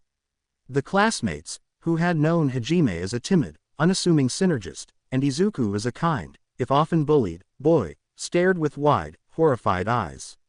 They saw the cold, surgical efficiency, the utter lack of hesitation, the absolute absence of mercy. These were no longer the boys they knew. These were monsters, forged in a hell they could not comprehend. Aiko, however, despite her shock and the raw, physical fear that threatened to overwhelm her, stood firm. Her face, streaked with fresh tears, burned with a fierce, almost desperate resolve. "Hajime-kun. Izuku-kun. What happened to you? This isn't who you are." Her voice cracked, a fragile, trembling accusation. She stared at Hajime's chilling apathy, and then at Izuku's grim, unreadable expression. "I swear," she whispered, her voice barely audible, but vibrating with a desperate promise, "I will find a way to bring you both back. To bring back the kind boys you used to be." Hajime merely grunted, a sound of dismissal. He turned his back on the screaming knight and his horrified former classmates. "Let's go. We have a noble's son to find." Later that night, as the village slept beneath a blanket of cool, clear stars, a profound silence had fallen, broken only by the chirping of crickets and the distant murmur of the Templar knight's pained groans. Aiko sat alone in her makeshift lodging, her face illuminated by the flickering glow of a single lantern. She was tending to the knight's wounds, her movements methodical, but her eyes held a storm of grief, confusion, and a fierce, burning determination. A soft, almost imperceptible rustle announced a presence. Aiko flinched, then looked up to see Hajime standing in the doorway, his silhouette stark against the darkness. The air in the small room seemed to grow heavier, colder. "Sensei." Hajime's voice was devoid of emotion, a flat, toneless address. Aiko's shoulders tensed. She looked up, her eyes narrowing, a flicker of resentment in their depths. "What do you want, Hajime-kun? Come to gloat over your handiwork?" Hajime ignored her tone, his gaze fixed on her with unnerving intensity. "I came to tell you the truth. Something you need to know. About this world, and about the gods you serve." He then recounted, in his characteristic blunt manner, the story of the liberators, as told to him by you and confirmed by Oscar Orcus's remnants. His voice, steady and devoid of empathy, painted a horrifying picture. He described how centuries ago, a few enlightened humans had discovered the hideous truth. The benevolent god Ihit was nothing but a monstrous manipulator, an entity that controlled the war against the demons for his own amusement, treating all mortals as mere pawns in his cruel, cosmic game. These humans had become the liberators, dedicating their lives and their immense powers to freeing all mortals from Ihit's unseen tyranny. Aiko listened in stunned, growing horror, her hands slowly falling from the knight's bandaged limb. The flickering lamplight cast dancing shadows that seemed to writhe around her. Every word Hajime uttered chipped away at the foundations of her faith, her entire understanding of this world, shattering the comfortable reality she had known. That's impossible," she whispered, her voice barely a breath, tears welling in her eyes once more. "The church, the holy word, it's all lies. It's a lie, sensei. All of it. Ihit is the real enemy," Hajime stated, his golden eye reflecting the lamplight like a cold ember. But Ihit, through his faithful followers and the holy church, branded them heretics. He renamed them mavericks, twisting their noble intentions into pure evil to control the masses. The remaining liberators, knowing they couldn't defeat him in their time, built the great labyrinths. They sealed their powerful ancient magics within them, hoping someone capable of defeating Ihit would one day come along and claim their powers. Aiko's mind reeled. The sheer scale of the deception, the betrayal, her entire life, dedicated to teaching the principles of faith and justice, felt like a cruel joke. Hajime's words, detached and unforgiving, hammered into her like cold steel. "And there's one more thing you need to know, sensei," Hajime added, his voice dropping to a near whisper, yet it carried an unnerving, deadly weight. His golden eye fixed on Aiko with an unnerving intensity, devoid of any warmth, any empathy. "One of our classmates tried to murder me in the abyss." Aiko gasped, her hands flying to her mouth, her eyes wide with shock and dawning dread. A cold shiver ran down her spine. "What? Who?" Hajime offered no name, no further detail. He simply let the chilling implication hang in the heavy silence, the unspoken threat, the terrifying knowledge, settling deep into Aiko's bones. "Just so you know who your real enemies are. Not the demons, not us. The ones among you." With that devastating revelation dropped like a stone into her shattered world, Hajime turned. His shadow, tall and gaunt, stretched across the rough wooden floor before he vanished into the moonlit night, leaving a truly devastated Aiko to grapple alone with a reality turned upside down, a world where God was a monster and a friend was a killer. The next morning, the sun rose, casting long, pale shadows across the quiet, tense village. Aiko, though visibly drained, her eyes ringed with exhaustion, had clearly made a decision. There was a new, brittle strength in her posture. She approached Hajime, Izuku, Yu, and Shay as they prepared their final checks before heading into the mountains. Her face was grim, her resolve hardened. "We're coming with you," Aiko declared, her voice firm, unwavering. Behind her stood Yuka, Ryutaro, and several other classmates. Their faces were a complex mixture of lingering fear, deep-seated anxiety, and a newly forged, desperate determination. They had heard whispers, seen the results of Hajime's brutality, and perhaps, some had even overheard parts of Aiko's agonizing night. Hajime scoffed, a low sound of irritation. "You'll just be dead weight. We don't need liabilities who'll scream and faint at the first sight of a monster." "I have more questions about the liberators, Hajime-kun," Aiko stated, her gaze unwavering as she met his cold, golden eye. Her hand trembled slightly, but her voice held steady. "And we will find Shimizu-kun. We are not useless. We will help." Her gaze then shifted to Izuku, a silent, desperate plea in her eyes for him to support her. Izuku, his alignment pulsing steadily good, understood her need for answers, her desperate search for truth, and her unwavering determination to find their missing classmate. It resonated with his own core desire to understand the great evil that permeated this world and to confront injustice, no matter the cost.